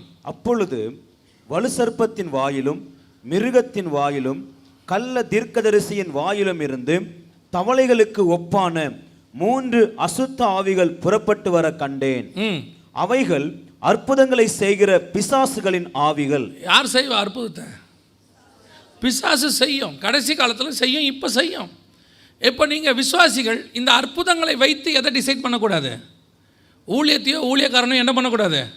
டிசைட் பண்ணக்கூடாது. ஏன்னா உங்களை வஞ்சிக்கிறதுக்கே பிசாசு என்ன பண்ணோம்? அற்புதத்தை செய்யும். தேவைக்கு செய்கிறதுக்கு பேர் தான் அற்புதம். திருப்பியும் சொல்கிறேன், பெர்ஃபார்ம் பண்ணக்கூடாது. சபையில் வந்து பெர்ஃபார்ம் பண்ணி காட்டுவான். பாருங்கள், இப்பொழுது உங்களுடைய பர்ஸில் பணம் வருகிறது. எதுக்கு பணம்? நான் கேட்குறது புரியுதா? ஏசுநாதர்கிட்டே காசு இல்லை அப்பா வாங்கிறதுக்கு. அவர் என்ன பண்ணியிருக்கணும்? 200 வெள்ளி பணம் ஆகும்னு சொன்ன உடனே என்ன பண்ணியிருக்கணும்? கையை பாக்கெட்டுக்குள் விடு, மீண்டும் எடு. எவ்வளோ வந்தது? 200 வெள்ளி பணம். போய் அப்பா வாங்கிட்டு வா. அதானே சொல்லணும். புரியுதா உங்களுக்கு? ஏசுநாதரே அதை செய்யல பாருங்கள். அவர் அப்பம் தேவைப்பட்டோன்னு என்ன பண்ணுறாரு? அப்பத்தை மல்டிப்ளை பண்ணுறாரு. ஸ்தோத்திரம் பண்ணி அதை பிட்டு. இன்றைக்கி கடைசி காலத்தில் உன் பர்ஸில் பணம் வருது. ஒருத்தன் வந்து சாட்சி வேற சொல்கிறான், என்னுடைய அக்கௌண்ட்டில் பணம் வந்து விட்டது பாருங்கள், இந்த அக்கௌண்ட்டை நான் க்ளோஸ் பண்ணி 3 மாதம் ஆச்சுன்றான். க்ளோஸ் பண்ண அக்கௌண்ட்டில் பணம் வந்ததாகவே இருக்கட்டுமே, எப்படி எடுப்ப? அதான் அக்கௌண்ட்டை க்ளோஸ் பண்ணியாச்சு. ஏன்னா பொய் சொல்கிறதுக்கு ஒரு அளவு வேண்டாம். புரியுதா உங்களுக்கு? கடைசி காலத்தில் உங்களை ஏமாத்த நீங்களும் என்ன பண்ணுறீங்க? பர்ஸை திறந்து பார்க்குறீங்க, ஏதாவது வந்திருக்குமா? அதெல்லாம் வராது. எப்படி வரும்? யோசிச்சு பாருங்கள். உங்கள் பல் தங்கமாய் மாறுகிறது. மாறினா என்ன ஆகும்? வாயை திறந்துட்டு நீங்கள் ட்ரெயினில் தூங்க முடியாது, தட்டி எடுத்துகிட்டு போயிடுவான். நீங்கள் யோசிச்சு பாருங்கள், பல்லு தங்கமாக மாறிடுச்சு, உங்களுக்கு மெல்ற ஆசை வருமா? எதையாவது வாயில் போட்டு மெல்ற ஆசை வருமா? தங்கம் கரைஞ்சிடும்னு ஆன்னு திறந்துட்டே தான் உட்காந்துருப்பீங்க.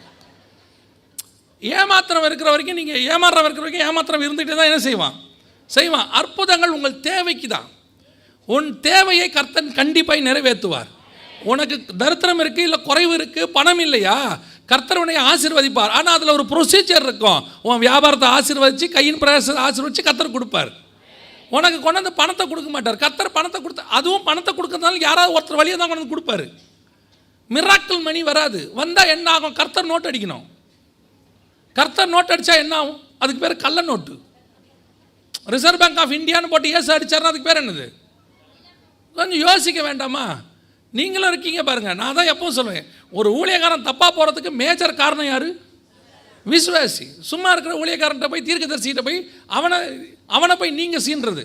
ஆண்டவர் என்னை பற்றி என்ன சொல்கிறாரு, உன்னை பற்றி அதுக்கு அந்த ஆள்கிட்ட சொல்லணும். உங்ககிட்டே சொல்லிட்டு போகிறாரு. நீங்களே ஜெபம் பண்ணுங்க, முழங்கால் போட்டு. அதுவும் என்ன சொல்லணுங்கிறத நீங்கள் முடிவு பண்ணிட்டு வேறு போயிருப்பீங்க. புரியுதா? அந்த ஊழியக்காரர் உண்மையாக சொன்னார்னா நீங்கள் தாங்க மாட்டீங்க. 22 வயசில் நீ ஏமாற்றிட்டு ஓடி வந்த ஒருத்தனுக்கு நீ காசு கொடுக்கணும் ஏமாற்றிட்டு இருக்கிற, அதெல்லாம் சொன்னால் ஒத்துப்பீங்களா? அதுவும் ஒத்துக்க மாட்டீங்க. நீங்கள் நினச்சதை அவர் சொல்லணும். நீங்கள் என்ன நினச்சிங்க? இன்னையோட மாமியார் சாகணும், அதெல்லாம் அவரும் சொல்வார். நீ நினைத்ததை கர்த்தர் நடப்பித்து கொடுப்பார். என்ன முடிவோட திரும்பி போறியா? இன்றைக்கி நைட்டு எப்படியும் ஆண்டவர் மாமியாரை போட்டு தள்ளிடுவார். கவனிங்க, அற்புத அடையாளங்கள் தேவைக்காக செய்யப்படுகிறது. அந்த ஆளுடைய தேவையை கர்த்தர் பார்க்குறாரு. அந்த குழந்தை செத்து போச்சா போய் ஆண்டவர் எழுப்புறாரு. அதனால் போகிற இடத்துலலாம் ஹாஸ்பிட்டலில் போய் எல்லோரும் வாங்க நான் அவனை எழுப்புறேன் ஆண்டவர் சொல்லலை. எவன் தேடி வருகிறானோ அவனுக்கு கர்த்தர் அற்புதத்தை செய்கிறார். அல்லேலூயா. உங்களுக்கும் அற்புதங்களை செய்வார். நான் இன்னும் ஒரு படி மேலே போய் சொல்கிறேன். நீங்கள் எல்லாம் அற்புதங்களை பெறுகிற ஜனங்கள் அல்ல, அற்புதங்களை செய்கிற ஜனங்கள். ஏன்னா விசுவாசிக்கிறவர்களால் நடக்கிற அடையாளங்கள் ஆவன. நீங்களாம் விசுவாசியாகி எத்தனை வருஷம் ஆச்சு? இதில் உங்களுக்கு ஒரு பெரிய சந்தோஷம் இருக்கா இல்லையா? நான் குட் சமாரிட்டனில் 10 வருஷம் விசுவாசி. நான் சபை கட்டும் போதே சில ஆள்லாம் சொல்லுவாங்க, பாஸ்டர் அஸ்திவாரம் போடும் போதே நான் கூட இருந்தல்ல. அற்புதம் செய்யணுமா இல்லையா? அதில் ஒரு பெருமை இருக்குல்ல. பாஸ்டர் கூடவே தான் இருப்பேன், பாஸ்டர் அற்புதம் செய்கிறார், நீ செய்யணுமா இல்லையா? உடனே டவருக்கு எழுதுறது, எனக்கு ஒரு நீங்கள் ஜெபம் பண்ணுங்கள். நான் என்ன சொல்கிறேன், நீங்கள் எழுதுறது அதெல்லாம் வேறு விஷயம், ஜெப உதவி நாடுறது ரெண்டாவது. முதல்ல நீங்கள் ரெடி ஆகுங்க. எப்போ பார்த்தாலும் எத்தனை நாள் நீங்கள் அற்புதத்தை பெறுகிறவர்களாகவே இருப்பீர்கள்? அற்புதங்களை செய்கிறவர்களாய் மாறுங்கள். உங்கள் ஏரியாவுக்கு நீ தான் எவாஞ்சலிஸ்ட், உன் ஏரியாவுக்கு நீ தான் ஹீலிங் பண்ணக்கூடிய ஆள். கர்த்தர் உன்னதான் அதுக்கு அங்கே வச்சிருக்கிறார். நீங்கள் இன்னும் ரெடி ஆகாமல் தீர்க்கதரிசி வந்துட்டான்னு தெரிஞ்சால் போதும், மண்டையை கொண்டு போய் முன்னாடி நிட்டுறது. அப்படியே என்ன ஏதாவது சொல்லுங்கள். என்ன ஏதாவது சொல்கிறது? இலங்கையில் விலைவாசி ஏறிடுச்சு ஸ்தோத்திரம் அப்படின்னா பரவாயில்லையா? என்ன எதையாவது சொல்கிறது? கவனிச்சு கொள்ளுங்கள் விசுவாசிகள். அற்புதங்கள் என்பது உன்னுடைய வாழ்க்கைக்கு தேவைக்காக செய்யப்படுவது. அந்த தேவை வரும்போது கர்த்தரே உனக்கு வந்து செய்வார். நீ ஜெபித்து கொண்டே இருங்க, உங்கள் வீட்டில் கொண்டு வந்து கர்த்தர் அற்புதத்தை செய்வார். இன்னொன்று தெரிஞ்சுங்க, நமக்கு செய்யாமல் ஆண்டவர் வேறு யாருக்கு செய்ய போகிறார்? அவர் நம்முடைய ஆண்டவர். நாம் அவரை ஏற்றுக்கொண்டபடினால் அவருக்கு பிள்ளைகளாக இருக்கிறோம். பொல்லாதவர்களாகிய நீங்களே உங்கள் பிள்ளைகளுக்கு நல்ல ஈவுகளை செய்யும் போது பரலோகத்தில் இருக்கிற பிதா செய்வது அதிக நிச்சயம் என்று வசனம் சொல். அல்லேலூயா. இனிமேல் இந்த ஓடுற வேலையை நிறுத்திடுங்க. ஊர் ஊராக தேடி ஓடுறதெல்லாம் நிறுத்திடுங்க. கதவை சாத்திட்டு முழங்கால் போட்டு ஜெபம் பண்ணுங்க. உங்கள் வீடு அற்புத ஸ்தலமாய் மாறும். கர்த்தர் உன்னையே அப்படி மாற்ற வல்லமையுள்ளவராக இருக்கிறார். அல்லேலூயா. விசுவாச அறிக்கை பண்ணுங்க, கர்த்தர் என்னை பயன்படுத்துவார்னு.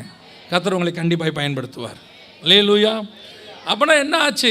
பிசாசுகள் இப்போ கடைசி காலத்தில் என்ன பண்ண போகுது இல்லை, பண்ண ஆரம்பிச்சிருச்சு. அநேக பிசாசுகள் செய்ய ஆரம்பிச்சிருச்சு. அதில் ஒன்று பொய்யான அற்புதம். 2 தெசலோனிக்கேயர் 2ஆம் அதிகாரம் 9ஆம் வசனம் சொல்லுது, அந்த அக்கிரமக்காரனுடைய வருகை சாத்தானுடைய செயலின்படி பொய்யான அற்புதங்கள் சகல அடையாளங்களோடும் பொய்யான அற்புதங்களோடு கூட இருக்கும். இப்போ பொய்யான அற்புதம் எப்படி நடக்க போகுது அப்படின்னு கேட்டிங்கன்னு சொன்னால், வானத்தில் இப்போ என்ன பண்ணியிருக்கிறாங்கன்னா ஒரு ஸ்பேஸ் ஸ்டேஷன் அப்படின்னு ஒன்று கட்டியிருக்கிறாங்க. எங்கேயா இருக்குது? இதுவா அதுவா ஏதாவது ஒன்று சொல்லிடுங்க எனக்கு. இதுவா ரைட். கவனிங்க, ஸ்பேஸ் ஸ்டேஷன் ஒன்று கட்டியிருக்கிறாங்க. ஐஎஸ்எஸ்னு பேர், இன்டர்நேஷ்னல் ஸ்பேஸ் ஸ்டேஷன்னு பேர். இது நம்ம வானத்தில் இருக்குது. இதை ஏன் உண்டாக்கியிருக்கிறாங்கன்னு அவங்க ஒரு காரணம் சொல்கிறாங்க. சரியா? அவங்க சொல்கிற காரணம்லாம் சும்மா. நீங்கள் என்னங்க அவன் இத்தனை 1000 கோடி ரூபா போட்டு கட்டியிருக்கிறான், நீங்களாம் சும்மானு ஒரே வார்த்தையில் சொல்லிட்டீங்க. இந்த பைபிள் படிக்கிறீங்களே, இது ரொம்ப மகத்துவமானது. இது சொல்கிறது மட்டும்தான் நடக்கும். இதை தாண்டி வேறு ஒன்றும் நடக்கவே நடக்காது. 1960களில் நிலாவுக்கு ராக்கெட் விட்டாங்க. உங்கள் எல்லாருக்கும் தெரியும், ஸ்பேஸ் ஷட்டல் அப்போலோன்னு ஒன்று விட்டாங்க. அது போயிட்டு நிலாவில் அப்படி இறங்கின உடனே நம்மால் இங்கேருந்து குதித்து சொல்லிட்டான், நாம் நிலாவுக்கும் போய்விட்டோம், நாளை நம்முடைய சந்ததி நிலாவில் இருக்கும். இதை நம்பி ஒருத்தர் பாட்டு வேற பாடிட்டார். வானில் நிலவும் நிலவில் நாளை பள்ளிக்கூடம் நடக்கும்லாம் பாடிட்டார். எல்லாம் போய் நம்மளாம் அங்கே படிக்க போகிறோன்ட்டான். ஆனால் பைபிள் சொல்லுது, நீ இந்த பூமியை தவிர வேறு எங்கேயும் என்ன செய்ய முடியாது, வாழவே முடியாதுன்னு சொல்லிட்டார். 1967 68 முயற்சி பண்ணி கடைசியில் இன்றைய வரைக்கும் நிலாவில் என்ன செய்யலை, கல் அள்ளுறதோடு சரி மண் அள்ளுறதோடு சரி, அவ்வளோதான்.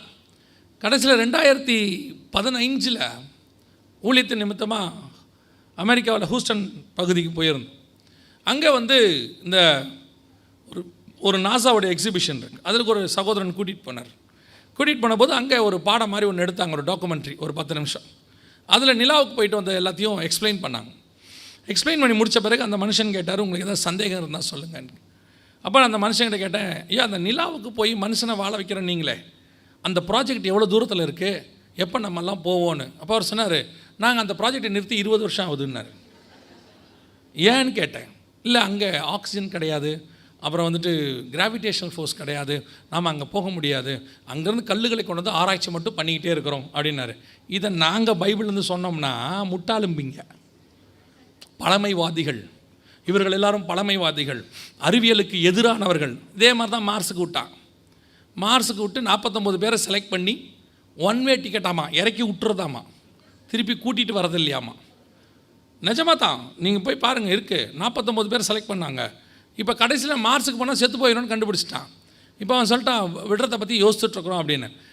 நீங்களும் நானும் இந்த பூமியை தவிர வேறு எங்கே போயும் வாழ முடியாது. ஏன் முடியாதுன்னா பைபிள் சொல்லிருச்சு முடியாது. நமக்கு இதுக்கு சயின்ஸ் எல்லாம் வேணாம், ரொம்ப அறிவியல் பூர்வமான அறிவெல்லாம் வேண்டாம். இந்த பைபிளில் ஒரு 200 ரூபா பைபிளை வாங்கி படிங்க. அவன் 2000 கோடி ரூபா செலவு பண்ணி சொல்லிட்டோம், கடைசியில் ஜெயிக்க போகிறது என்னவோ பைபிள் மட்டும்தான், அவன் இல்லை. நம்ம சொன்னோம்னா ஆரம்பத்தில் நம்மளை திட்டுவான், நீங்கள் என்ன ரொம்ப பின்தங்கி இருக்கீங்க ஊம்பா, எதை சொன்னாலும் இதாயா உண்மை. மார்ஸுக்கும் இப்போ போயிட்டு எலான் மாஸ்க்கு இப்போ அமைதியாகிட்டார். ஏன் அங்கே போக முடியாது? இனி எலான் மாஸ்க்கு சொல்லுங்கள், இல்லை வேறு யாராவது மாஸ்க்கை போட்டுக்கிட்டு கூட சொல்லுங்கள், பைபிளில் சொன்னதை மீறி உங்களால் ஒன்றும் செய்ய முடியாது. நாங்கள் தைரியமாக சவால் விட்டு சொல்லுவோம், வேதாகமத்தில் சொன்னதை தவிர வேறு இதுவரைக்கும் சயின்ஸில் சொல்லி ஜெயிச்சதென்று உலகத்தில் ஒன்றும் கிடையாது. பைபிளில் சொல்லியிருக்கிற சயின்ஸ் தான் கரெக்ட். இப்போது மார்ஸ்லேயும் முடியாது. அப்போ இதை எதுக்கு வச்சுருக்கிறாங்க அப்படின்னா 2 ரீசன். ஒன்று, இங்கிருந்து தான் முழு உலகத்தையும் கண்காணிப்பதற்கான வேலைகள் நடக்குது. எல்லா சேட்டிலைட்டுக்கும் ஹப்பு இங்கே உருவாக்குறாங்க. இப்போ பூமியை சுற்றி ஒரு 4000 சேட்டலைட் வரைக்கும் இருக்க போகுது. இன்னும் விட்றாங்க, 12000 சேட்டலைட் கொண்டு வர போகிறாங்க. ஸோ நம்மளை பூமியை சுற்றி நம்மளை அப்படி லான்ச் பண்ணிவிட்டு உங்களை 24 மணி நேரம் கண்காணிக்க போகிறாங்க. இது எப்படிங்கிறத நான் வருகிற நாட்களில் கர்த்தருக்கு சித்தமானால் வருகை தாமதிக்குமானால் நம்ம பார்க்கலாம். ஸோ அப்படி கண்காணிக்கிறதுக்கு தேவையான ஒரு மிக முக்கியமான மைய பகுதியாக இதை வச்சுருக்கிறாங்க. டோட்டல் ஆராய்ச்சி, அது மட்டும் இல்லாமல் டோட்டல் ஹப், சேட்டலைட்டோட ஹப்பாக இதை வச்சுருக்கிறாங்க. 2வது, நம்ம வசனத்தின் படி எதுக்காக அப்படின்னு கேட்டிங்கன்னா, இங்கேருந்து தான் அவங்க அக்கினி இறக்க போகிறாங்க. எப்படி இறக்குவாங்க அக்கினி அப்படின்னு கேட்டிங்கன்னா, உங்களுக்கு எல்லாருக்கும் தெரிஞ்ச ஒரு சம்பவம். கல்பனா சாவ்லான்னு ஒரு அம்மா வரும்போது கொலம்பியாங்கிறதான ஒரு ஸ்பேஸ் ஷட்டிலில் வந்தாங்க. அவங்க வரும்போது வெடித்து செதறிடுச்சு இல்லையா? ஏன் வெடித்து செதறிச்சின்னு கேட்டிங்கன்னா, இந்த பூமியை சுற்றி ஒரு பாதுகாப்பு வளையத்தை கர்த்தர் கொடுத்துருக்கிறார். சரியா? காந்தபுலம் அப்படின்னு சொல்லுவாங்க, மேக்னெட்டிக் ஃபீல்ட் பாதுகாப்பாக கொடுத்துருக்காரு. எதுக்காகனா, வானத்துலேருந்து விண்வெளியிலேருந்து வரக்கூடிய எந்த ஒரு பொருளும் பூமி மேலே விழுந்தால் மனுஷன் செத்து போயிடுவான். அதனால் அது நெருப்பாக எரிச்சு விட்டுறோம், எல்லையுமே பேர்ன் பண்ணி விட்டுறோம். அதனால தான் விண்வெளி கல் நம்ம பூமிக்கிட்ட வரும்போது எரிக்கல்லாக மாறுறது. ஏன்னா அது இங்கே வந்தோன்னே என்னவாயிரும், எரிஞ்சிரும். ஸோ இவங்க செய்கிற ஷட்டில்லாம் எப்படின்னு கேட்டிங்கன்னா, அதில் எரியாதபடிக்கு தான் செஞ்சாங்க, வெளியே போய் உள்ளே வரத்துக்கு. கல்பனா சாவ்லா வச்சுருந்த அந்த அவங்க பிரயாணம் பண்ண அந்த ஷட்டிலில் சின்ன டிஃபெக்ட்ஸ் இருந்துச்சு.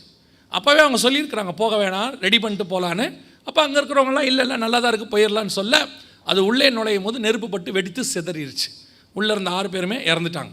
ஸோ இது சம்பவம். அப்போ நமக்கு இதிலேருந்து ஒன்று தெரியணும், பூமியை சுற்றியும் எரியாத எந்த பொருள் உள்ளே வந்தாலும் தானாக என்ன செய்யும், எரிய தொடங்கும். விண்வெளிக்கல் உள்ளே வந்தால் எரிக்கல்லாக மாறும், ஆஸ்ட்ராய்ட் மெட்ராய்டாக மாறும். இதான் நமக்கு சொல்லியிருக்கிறாங்க நம்ம சயின்ஸ் படி. இப்போது இவங்க என்ன பண்ண போகிறாங்கன்னா, இங்கிருந்து கண்ணுக்கு தெரியாத ஒரு ரசாயன வாயு, காற்று ஏதாவது ஒன்று இங்கே அனுப்பும்போது அது நம்ம கண்ணுக்கு தெரியாது, ஆனால் நேராக பூமிக்குள்ளே நுழையும் போது தானாகவே என்ன செய்யும், தீப்பற்றிக்கொள்ளும். உங்கள் வீட்டில் கேஸ் சிலிண்டர் இருக்குது இல்லையா? கேஸ் சிலிண்டர் இருக்குது, லீக் ஆகுதுங்கிறத எப்படி கண்டுபிடிக்கிறீங்க? ஸ்மெல் வச்சு கண்டுபிடிக்கிறீங்க. ஆனால் உண்மையிலேயே அந்த கேஸுக்கு என்ன கிடையாது, ஸ்மெல்னு ஒன்று கிடையவே கிடையாது. அப்போ அந்த ஸ்மெல் எப்படி வருதுன்னா, அந்த சிலிண்டரை உங்களுக்கு ஃபில் பண்ணுறவங்க அதோடைய வாயில் என்ன பண்ணுவாங்கன்னா, ஒரு ஸ்மெல்லுக்கான ஒரு ரசாயனத்தை வைப்பாங்க, நீங்கள் கண்டுபிடிக்கிறதுக்காக. அதுக்காக தான் அதை வைக்கிறாங்க. அது அந்த சிலிண்டருக்குள்ளே ஸ்மெல்க்கு நீங்கள் நினச்சிக்கிறீங்க, அந்த சிலிண்டருக்கு அந்த ஸ்மெல்லுக்கு காற்றுக்கு அந்த ஸ்மெல் இருக்குதுன்னு கிடையாது. அவங்க அதுக்கு வைக்கிறாங்க. ஒருவேளை அது இல்லைன்னா எப்படி கண்டுபிடிப்பீங்க? கண்டுபிடிக்க முடியாதா? சிம்பிள், தீக்குச்சி கிழிச்சு வைங்க, கண்டுபிடிச்சிருவீங்க. பட் சொல்கிறதுக்கு நீங்கள் இருக்க மாட்டீங்க, அவ்வளோதான். எப்படி கண்ணுக்கு தெரியாமல் திடீர்னு தீக்குச்சி கிழிச்சா பற்றிக்குது இல்லையா? அதே மாதிரி தான் வானத்துலேருந்து வரக்கூடியதான அந்த ரசாயனம் பூமிக்குள்ளே நுழையும் போது தானாகவே என்ன செய்யும்? தீப்பற்றி கொள்ளும். அவங்க விரும்பின டிசைனில் அதை வர வைக்க முடியும். நீங்கள் லேசர்லாம் நிறைய பார்த்துருப்பீங்க, வானத்தில் வந்து பட்டாசெல்லாம் வெடிக்கிறாங்க அவங்கவுங்க இஷ்டப்படி. அந்த மாதிரி தாங்கள் விரும்பின வடிவத்தில் அதை வர வைக்கும் போது ஜனங்களை ஏமாற்றுவதற்கு அவங்க என்ன பண்ணுவாங்கன்னா வானத்தில் அடையாளத்தை உருவாக்குவாங்க. அதுக்கு பேர் ப்ளூ பீம் ப்ராஜெக்ட்னு கூட சொல்கிறாங்க. வானத்தில் அவங்க இஷ்டப்படி இயேசுநாதர் முகத்தை வர வைக்கலாம், மரியாள் முகத்தை வர வைக்கலாம், எதை வேணாலும் வர வைக்கலாம் வானத்தில் இப்போது லேசரில். அந்த மாதிரி தான் இது ஒரு சிஸ்டம், ஒரு மெத்தட். இதை கொண்டு வரதுக்கு எல்லாம் ரெடியாக இருக்கிறது. ஸோ வானத்திலிருந்து அக்கினி இறங்குவதற்கான எல்லாம் இப்போ என்ன இருக்குது? ரெடியாக இருக்குது. கடைசி வருகைக்கு பின்னாடி ஜனங்களை மோசம் போக்குவதற்கு வானத்தில் இப்படி ஒரு அடையாளம் வரும்போது பெரும்பான்மையான ஜனங்கள் அதை ஏற்றுக்கொள்வார்கள். குறிப்பாக யூதர்கள் அதை என்ன செய்வாங்க? ஏன்னா யூதர்கள் எதை தேடுவாங்கன்னா அடையாளங்களை தேடுவார்கள். கிரேக்கர்கள் ஞானத்தை தேடுகிறார்கள், யூதர்கள் அடையாளங்களை தேடுவார்கள். இப்போ இந்த அடையாளம் வானத்திலேருந்து அக்கினி இறங்கும் போது பெரும்பான்மையான யூதர்கள் என்ன சொல்லுவான்? நம்ம பைபிளில் சொன்ன மாதிரியே என்ன செஞ்சுருக்கு? நடந்திருக்குது. அப்போ இவன் வானத்தை அக்கினி இறக்குறவன் யாரை கடவுள்னு சொல்கிறானோ அவன் தான் கடவுள். பைபிள் அப்படி தான் இருக்குது. எலியா அக்கினி இறக்கிட்டு கர்த்தரே தேவன் என்று சொன்னார், ஜனங்களும் கர்த்தரே தேவன் என்று சொன்னார்கள். அக்கினியை இறக்குறவன் யாரை கடவுள்னு சொல்கிறானோ அவர் தான் கடவுள். ஆனால் இந்த தடவை அக்கினி இறக்க போகிறவன் தன்னைத்தான் கடவுள் என்று சொல்லுவான். தானியேல் தீர்க்கதரிசன புத்தகம் 11ஆம் அதிகாரம் 37வது வசனத்தை வாசிங்கள். தானியேல் 11:37. தானியேல் பழைய ஏற்பாட்டில் இருக்கும் பாருங்க. அவன் தன் பிதாக்களின் தேவர்களை மதியாமலும் ஸ்திரீகளின் சிநேகத்தையும் எந்த தேவனையும் மதியாமலும் எல்லாவற்றிற்கும் தன்னை பெரியவனாக்கி எல்லாத்துக்கும் மேலாக தன்னை பெரியவனாக்கி அரண்களின் தேவனை தன் ஸ்தானத்திலே கனம் பண்ணி தான் வந்து எல்லாரோட பெரிய கடவுள், நான் தான் இருக்கிறதுலே பெரிய கடவுள்னு சொல்லுவானாமா. அப்படி அக்கினி இறக்குறவன் சொல்ல போகிறான். இப்போது அக்கினி இறக்குவதற்கு எல்லாம் ரெடியாக இருக்கிறது. பொய்யான அற்புதங்களை செய்ய போகிறார்கள். ஆனால் இதையெல்லாம் கர்த்தர் நடந்த பிறகு என்ன பண்ணுவாராம் தெரியுமா? வானத்திலிருந்து விழ பண்ணுவார்னு இருக்குது. உபதியாவின்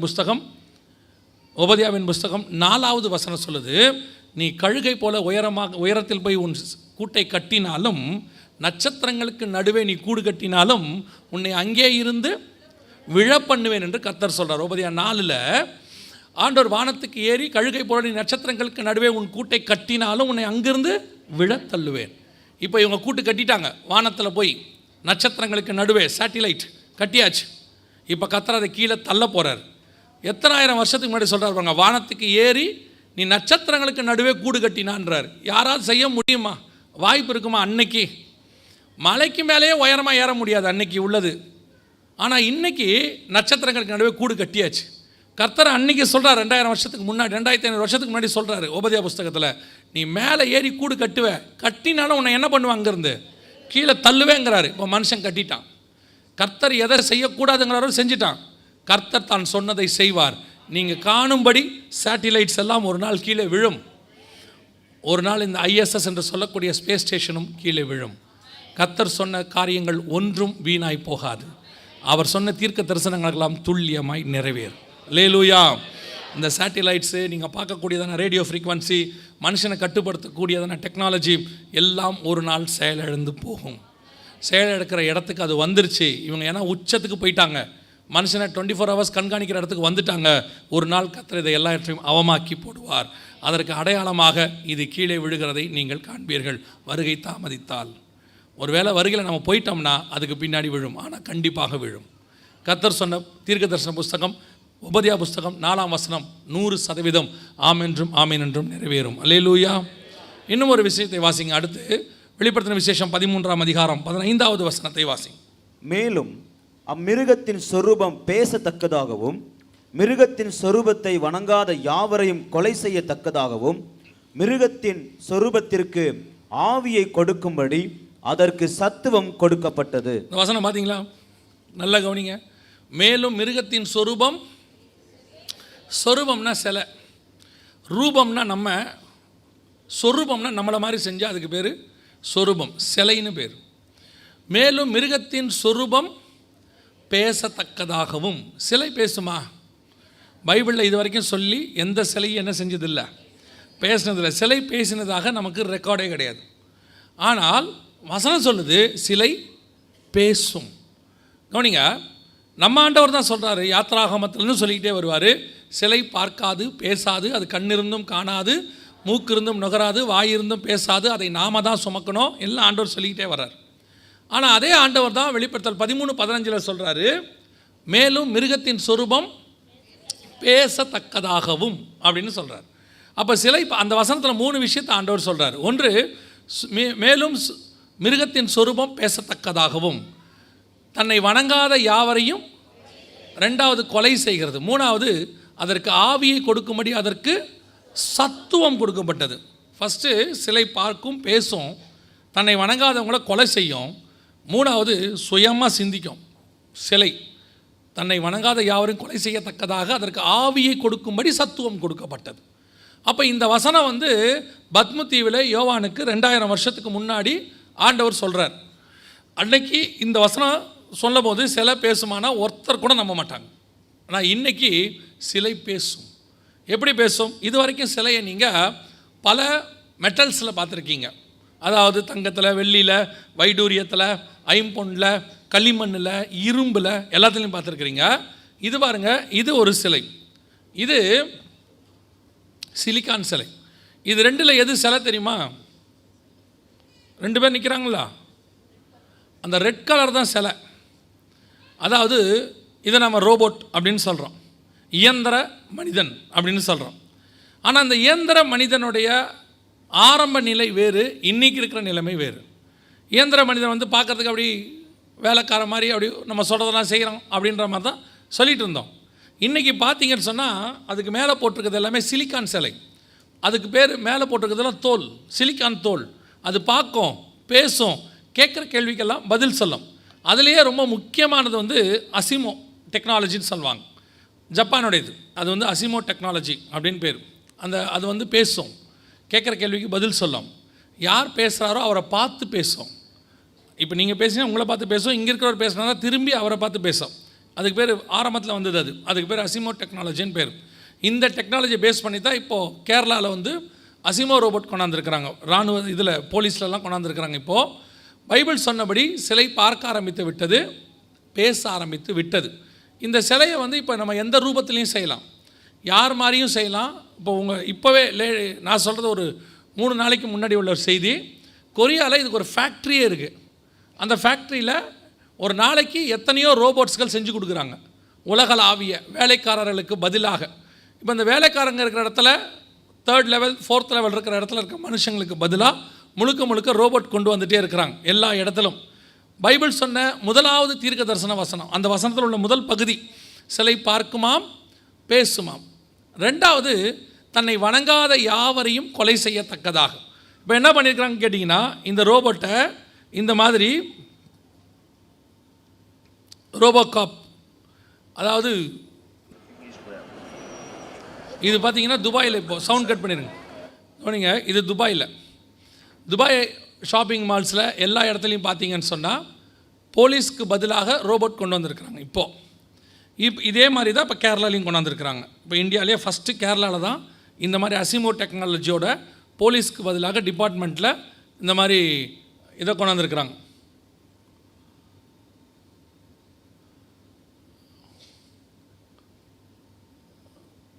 இது கேரளாவில் போலீஸ் டிபார்ட்மெண்ட்டில் கொண்டாந்துருக்குறாங்க. இப்போ இதே மாதிரி இதை தாண்டி அடுத்த லெவல், அது பார்க்குமாம், பேசுமாம், கொலை செய்யுமாம் அப்படின்னு இருக்குல்லையே, தன்னை வணங்காத யாவரையும். இதுதான் கில்லிங் ரோபோட்ஸ். இந்த கில்லிங் ரோபோட்ஸ் பார்த்தீங்கன்னு சொன்னால் இராணுவத்தில் கொண்டாந்துருக்குறாங்க. எல்லா இராணுவத்திலும், இந்திய இராணுவம் உட்பட எல்லா இராணுவத்திலும் சோல்ஜர்ஸாக இந்த ரோபோட்டை கொண்டாந்துருக்குறாங்க. இதோட ஸ்பெஷாலிட்டி என்னன்னு கேட்டிங்கன்னா, இது எதிரி நாட்டு சோல்ஜர்ஸை மட்டும்தான் கொள்ளும். அந்த அளவுக்கு இது ஏஐ டெக்னாலஜின்னுவாங்க, ஆர்டிஃபிஷியல் இன்டெலிஜென்ஸ் அப்படிம்பாங்க. அது என்னன்னு உங்களுக்கு அடுத்து சொல்கிறேன். அதான் 3வது பாயிண்ட். இப்போது கொலை செய்கிற ரோபோட் வந்துருச்சு.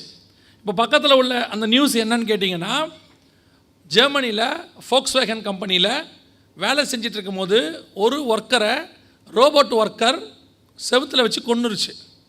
இதான் உலகத்திலேயே ரோபோட் மனுஷனை கொலை பண்ண ஃபஸ்ட்டு எஃப்ஐஆர்.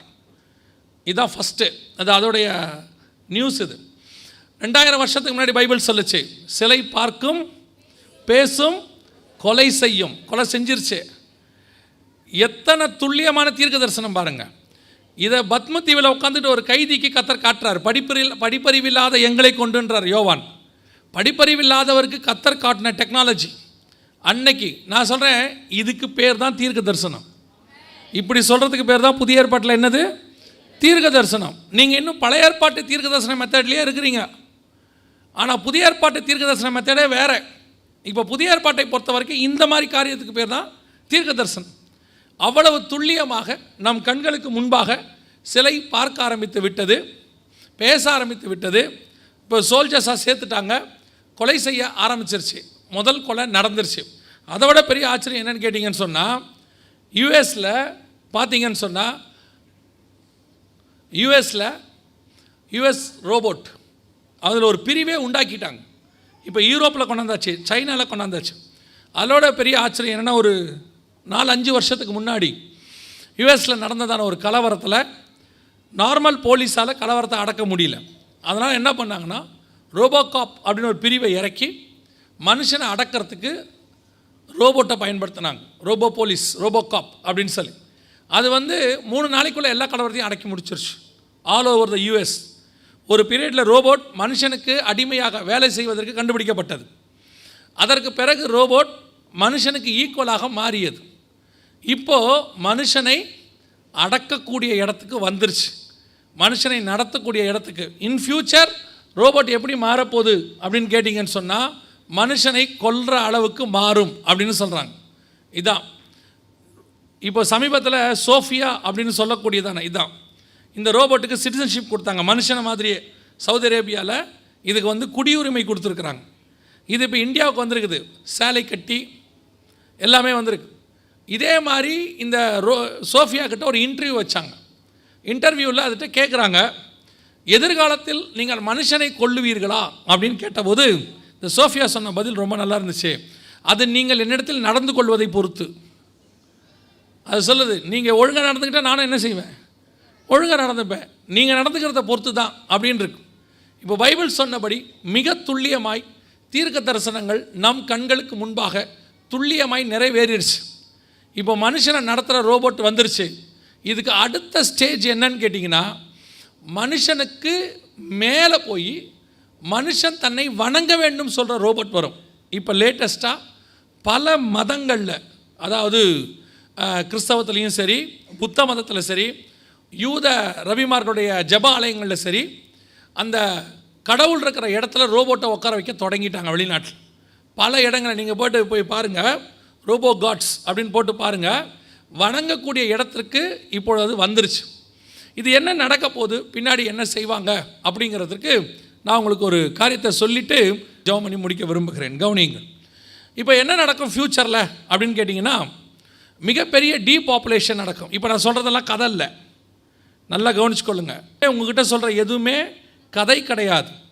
பல விஷயங்கள் நடந்தது, பல விஷயங்கள் நடக்க போகிறது. வேதாகமத்தில் சொன்னது, நாங்கள் தீர்க்கதரிசிகளும் கிடையாது. பைபிளில் உள்ளது என்ன இருக்குன்னு உங்களுக்கு சொல்கிறோம், அவ்வளோதான். மிகப்பெரிய அளவில் டீபாப்புலேஷன் நடக்கும். டீபாப்புலேஷன்னா பெரும்பான்மையான உலகத்தில் உள்ள ஜனங்கள் ஏதாவது ஒரு ரூபத்தில் சாவார்கள். அது யுத்தமோ அல்லது நோயோ அல்லது பஞ்சமோ ஏதோ ஒரு ரூபத்தில் சாவார்கள். வெளிப்படுத்தல் 6:8 இருக்குது. பெரும்பான்மையான டீபாப்புலேஷன் ஆகும்போது அதற்கு ஆல்டர்னேட்டாக ரோபோக்களை கொண்டு வருவார்கள். இந்த ரோபோக்கள் எல்லாம் கொண்டு வரும்போது அடுத்து ரோபோ ஆர்மி, ரோபோ காப் முழுக்க first stage, second level, third level வரைக்கும் ரோபோஸை வச்சு நிரப்பிடுவாங்க. அதற்கு பிறகு அதை நடத்தக்கூடிய ஒரு மனுஷன் வருவான். அவன் ரோபோட்டை முழுதும் கண்ட்ரோல் பண்ணக்கூடியவனாக இருப்பான்.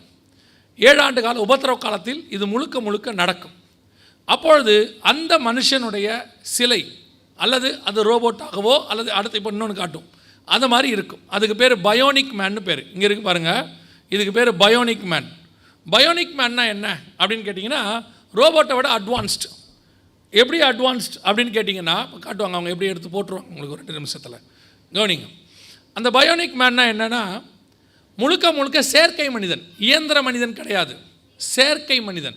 அதாவது நம்ம ஆரம்பத்தில் பார்த்தோம் இல்லையா, செயற்கை மூளை, செயற்கை ரத்தம், செயற்கை நரம்பு, செயற்கை கண் எல்லாம் பார்த்தோம்ல. இது எல்லாம் ஃபிக்ஸ் பண்ண ஒரு ஆள் இப்போ வரும் பாருங்கள்.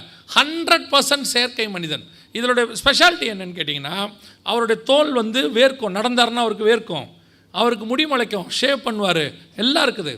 ஸோ இந்த செயற்கை மனிதன் யாரோ ஒருத்தர மாதிரி தான் செஞ்சுருக்காங்க. அந்த மனுஷனை இப்போ காட்டுவாங்க. ஏன் அப்படி செஞ்சார்னா, அவருக்கு இது வரைக்கும் கை இருக்குது, இதுக்கு மேலே கை இல்லை. ஸோ அவருக்கு இந்த பயோனிக் டெக்னாலஜிக்கு தன் உடம்பை விட்டு கொடுத்தாரு, என்னை வச்சு செக் பண்ணுங்கன்னு. அப்போது இந்த இடம் மட்டும் பார்த்தீங்கன்னா கை வந்து பயோனிக்காக இருக்கும், இந்த இடம் பார்த்தீங்கன்னா நார்மலாக இருக்கும். இந்த கையோடு இது சேர்ந்து வேலை செய்யும். பொதுவாக நீங்கள் கை இல்லாதவங்களாம் பார்த்தீங்கன்னா கட்டை மாதிரி வச்சுருப்பாங்க. இது அசையாது, ஒன்றும் பண்ணாது, சும்மா அப்படியே தான் இருக்கும். ஆனால் அவர் கை அசையும், எல்லாம் செய்யும். நரம்புக்கு பதிலாக ஒயர் இருக்கும், எல்லாம் இருக்கும். ஆனால் இது உடம்போடு சேர்ந்துருக்கும். பயோனிக் டெக்னாலஜின்னு பேர். அந்த மனுஷன் அவரோட கையை விட்டு கொடுத்ததுனால இப்போ அவரை மாதிரியே செஞ்சுருக்கிறாங்க. பார்த்தீங்கன்னா அவர் இருப்பார், இதுவும் இருக்கும், இவரும் நடப்பார், அதுவும் நடக்கும். இவர் அப்படியே அச்சு அசலாக இவருடைய ஃபோட்டோ காப்பி மாதிரியே இருக்கும். அதுக்கு பேர் தான் ரொம்ப விசேஷம். என்ன பேருனா, அந்த ஃபஸ்ட்டு செஞ்ச அந்த பயோனிக் மேனுக்கு ரெக்ஸ்ன்னு பேர் வச்சுருக்கிறாங்க. ரெக்ஸ் அப்படின்னா என்ன அர்த்தம்னு கேட்டிங்கன்னா, லத்தீனில் ராஜான்னு அர்த்தம். லத்தீனில் ராஜான்னு அர்த்தம். ஏன் உங்களுக்கு நான் சொல்கிறேன் அப்படின்னா, கடைசியாக வரப்போகிற சர்வாதிகாரி எங்கேருந்து வருவான்னு கேட்டிங்கன்னா, ரோம்லேருந்து வருவான்னு பைபிள் சொல்லுது. 7 மலை உள்ள நகரம். வெளிப்படுத்தின விசேஷம் 17ஆம் அதிகாரம் 9ஆம் வசனத்தில் அந்த ஸ்திரீ உட்கார்ந்துருக்கிற 7 தலைகளும் 7 மலைகளாம் அப்படின்னு இருக்கும். 7 மலைகள் மேலே உட்கார்ந்துருக்கிற ஸ்திரீ. 7 மலைகள் மேலே உட்கார்ந்துருக்கிற ஸ்திரீனா 7 மலைக்கு மேலே உட்கார்ந்துருக்கிற நகரம்னு அர்த்தம். 18ஆவது வசனத்தில் இருக்கும். நீ கண்ட ஸ்திரீயானவள் பூமியின் ராஜாக்கள் மேல் ராஜ்யபாரம் பண்ணுகிற மகா நகரமாம். எந்த நகரம் 7 மலைக்கு மேலே இருக்குதுன்னு கேட்டிங்கன்னா, ரோம் நகரம் தான் 7 மலைக்கு மேலே இருக்குது. குயிரினல், விமினல், கேபிட்டலின், அவென்டின், பேலண்டின், சீலியன், எஸ்குயிலின், இதான் 7 மலை. இந்த 7 மலைக்கு மேலே இருக்கிற நகரம் தான் ரோம். ரோம் நகரத்திலிருந்து வருவான்னு பைபிள் சொல்லுது. ரோம் நகரத்தினுடைய அஃபிஷியல் லாங்குவேஜ் தான் லத்தீன். இப்போ இந்த நமக்கு வந்து தமிழ்நாட்டுக்கு தமிழ் இருக்கிற மாதிரி இப்போ வந்துட்டு ஒவ்வொரு நாட்டுக்கும் ஒரு அஃபிஷியல் லாங்குவேஜ்னு ஒன்று இருக்குது இல்லையா? அதே மாதிரி ரோம் நகரத்தினுடைய அஃபிஷியல் லாங்குவேஜ் எதுன்னு கேட்டிங்கன்னா லத்தீன். லத்தீனில் வரப்போகிறவனுக்கு ராஜான்னு பேர் வச்சுருக்கிறாங்க, லத்தீன் மொழியில் வச்சுருக்கிறாங்க. வரப்போகிறவனை பைபிள் வந்து ராஜா வரான்னு தான் பைபிள் சொல்லுது. அதிபதி அதன் வழியாக நுழைவான். துல்லியமாக கடைசி காலத்தில் வரவேண்டியதான மிக முக்கியமான ஒரு கண்டுபிடிப்பு வெளிப்படுத்தல் 13:15 சொல்லப்பட்டபடி பார்க்கிற, பேசுகிற, கொலை செய்கிற ஆர்டிஃபிஷியல் இன்டெலிஜென்ஸ், சுயமாய் சிந்திக்கிற சிலை ரெடி ஆகிருச்சு. இப்போ இந்த ஆர்டிஃபிஷியல் இன்டெலிஜென்ஸுங்கிறது சர்வசாதாரணமாகிருச்சு. எல்லாத்துலேயும் ஆர்டிஃபிஷியல் இன்டெலிஜென்ஸ் இருக்குது. இப்போ நீங்கள் யூஸ் பண்ணுற டிவியில் இருக்குது, நீங்கள் யூஸ் பண்ணுற செல்ஃபோனில் இருக்குது. அதுவே எல்லாத்தையும் என்ன செஞ்சுக்குது? ரெக்கக்னைஸ் பண்ணிக்குது. நீங்களா வேறு யாராவதா அப்படிங்கிறது அதுவே பண்ணிக்குது. டிவியிலேருந்து எல்லாத்துலேயுமே இந்த ஏஐ டெக்னாலஜியை கொண்டாந்துக்கிட்டே இருக்காங்க. கொஞ்சம் கொஞ்சமாக முழு ஏஐ டெக்னாலஜியோட ஒரு சிலையை உருவாக்குவாங்க. இந்த சிலை உலகளாவிய எல்லா ஆஃபீஸ்லேயும் எல்லா இடத்துலையும் வைக்கப்படும் கண்காணிப்பாக.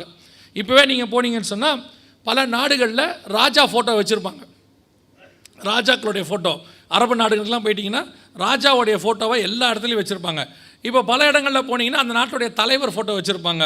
கம்யூனிஸ்ட் நாடுகளுக்கு போட்டிங்கன்னா அந்த நாட்டுடைய கம்யூனிஸ்ட் தலைவருடைய ஃபோட்டோஸ் வச்சுருப்பாங்க, சிலையை வச்சுருப்பாங்க. அந்த மாதிரி உலகளாவிய ஒரு கவர்மெண்ட், அந்த உலகளாவிய கவர்மெண்ட்டுக்கு ஒரு ராஜா, அந்த ஒரு ராஜாவுடைய சிலை உலகளாவிய வைக்கப்படும். ஆனால் இந்த சிலை பார்க்கும், பேசும். இப்படி நடந்திருக்குதான்னு கேட்டால், இதுக்கு முன்னாடி உங்களுக்கு தெரிஞ்சு பைபிளில் நேபுகாத்நேச்சார் ஒரு சிலை செஞ்சு எல்லாரும் வணங்கணும்னு சொன்னார். தானியேல் புஸ்தகம் 3ஆம் அதிகாரத்தில் இருக்குது. இதுக்கப்புறம் ஜூலியஸ் சீசர் காலத்தில் இதே மாதிரி சிலை செய்யப்பட்டு எல்லாரும் வணங்க வேண்டும் என்று செயல்பட்டார்கள். வணங்காதவர்கள் தூக்கி நெருப்பிலே போடப்பட்டார்கள். இது நீரோ மன்னன் காலம் வரைக்கும் இருந்துச்சு. இப்போவும் மீண்டும் சிலை வழிபாடு, அதாவது எல்லாரும் மனுஷனை சிலையாக்கி அந்த சிலையை வணங்க வேண்டும் என்று சொல்லுகிற காலம் நெருங்கிருச்சு. அதற்கான டெக்னாலஜி முழுக்க ஆயிடுச்சு. இப்போ இதிலேயே நீங்கள் நிறையா அட்வான்ஸ்டு இருக்குது. இப்போ பாருங்கள், ஒரு மனுஷன் வருவார் பாருங்கள், அவரை மாதிரி தான் அதை செஞ்சுருக்கிறாங்க. இப்போ இது முழுக்க முழுக்க பயோனிக் டெக்னாலஜி. இப்போ ஒருத்தர் வரார் பாருங்கள், அவருடைய கையை நீங்கள் நல்லா கவனிச்சு பாருங்கள். அவருடைய கை வந்து அந்த பயோனிக் கை, உடம்பு வந்து நார்மல். அவர் தான் அதை முதல்ல விட்டு கொடுத்தார் தன்னுடைய, அதை வரார் பாருங்கள், அவர் தான் முதல்ல தன்னை அந்த ஆராய்ச்சிக்கு விட்டு கொடுத்தார். அவருடைய கையை மட்டும் பாருங்கள், வேறு மாதிரி இருக்கும் பாருங்கள். அந்த கீழே இருக்க கை பார்த்திங்கன்னா வேறு மாதிரி இருக்கும். ஸோ இவரை மாதிரியே தான் அதை செஞ்சுருக்கிறாங்க. வருகிற காலத்தில் வரப்போகிற சர்வாதிகாரி மாதிரி ஒரு சிலை செய்வார்கள். செய்யப்படும் பொழுது முழுவதுமாக உலகளாவிய கண்காணிக்கிற, இப்போ இதை விட இன்னும் கொஞ்சம் அட்வான்ஸ்லாம் வந்துருச்சு. அதன்படி அந்த சர்வாதிகாரிக்கு தேவையான எல்லா டெக்னாலஜியும் ஒன் கனெக்ஷன், ஒன் வேர்ல்டு இல்லை ஒன் வெப்புன்னு சொல்லுவாங்க. ஒரு இடத்துலேருந்து எல்லாத்தையும் கண்காணிக்கிற மாதிரி இப்போது முழு உலகத்தையும் ஆக்கிக்கிட்டு இருக்கிறாங்க. எல்லாம் இப்போது ரெடியாகி விட்டது. ஸ்டாப் பண்ணிடுங்க. எல்லாம் இப்போது ரெடியாகி விட்டது.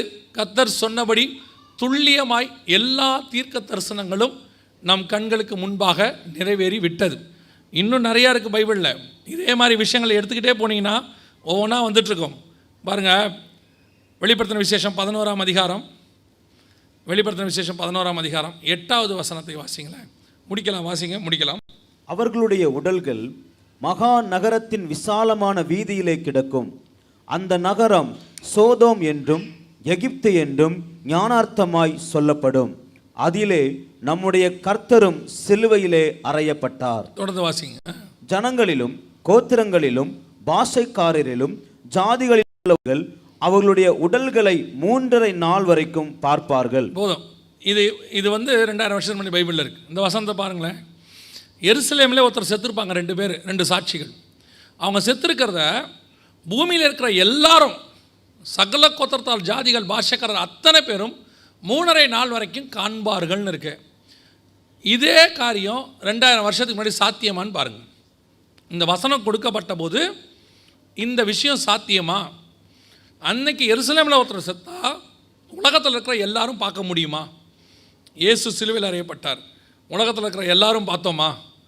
தோமா வந்து சொன்னார் நமக்கு, அவ்வளோதான். அங்கே இருந்தவங்க மட்டும் அவரை பார்த்தாங்க, அவ்வளோதான். ஆனால் இன்னைக்கு எருசலேமில் ஒருத்தர் செத்தா உலகத்தில் இருக்கிற எல்லாரும் என்ன செய்யலாம்? பார்க்க முடியும். இன்றைக்கி இருக்கக்கூடியதான தகவல் தொடர்பு, மீடியா, லைவ் அத்தனையும் அதில் இருக்குது. இந்த ஒரு வசனத்தில் இருக்குது. பூமியில் இருக்கிற அத்தனை பேரும் காண்பார்கள். இதை நம்ம ஒரு 150 வருஷத்துக்கு முன்னாடி சொன்னால் கூட இந்த வசனம் நடக்காதுன்றுவாங்க. 200 வருஷத்துக்கு முன்னாடி சொல்லியிருந்தாலும் இந்த வசனம் நடக்காது.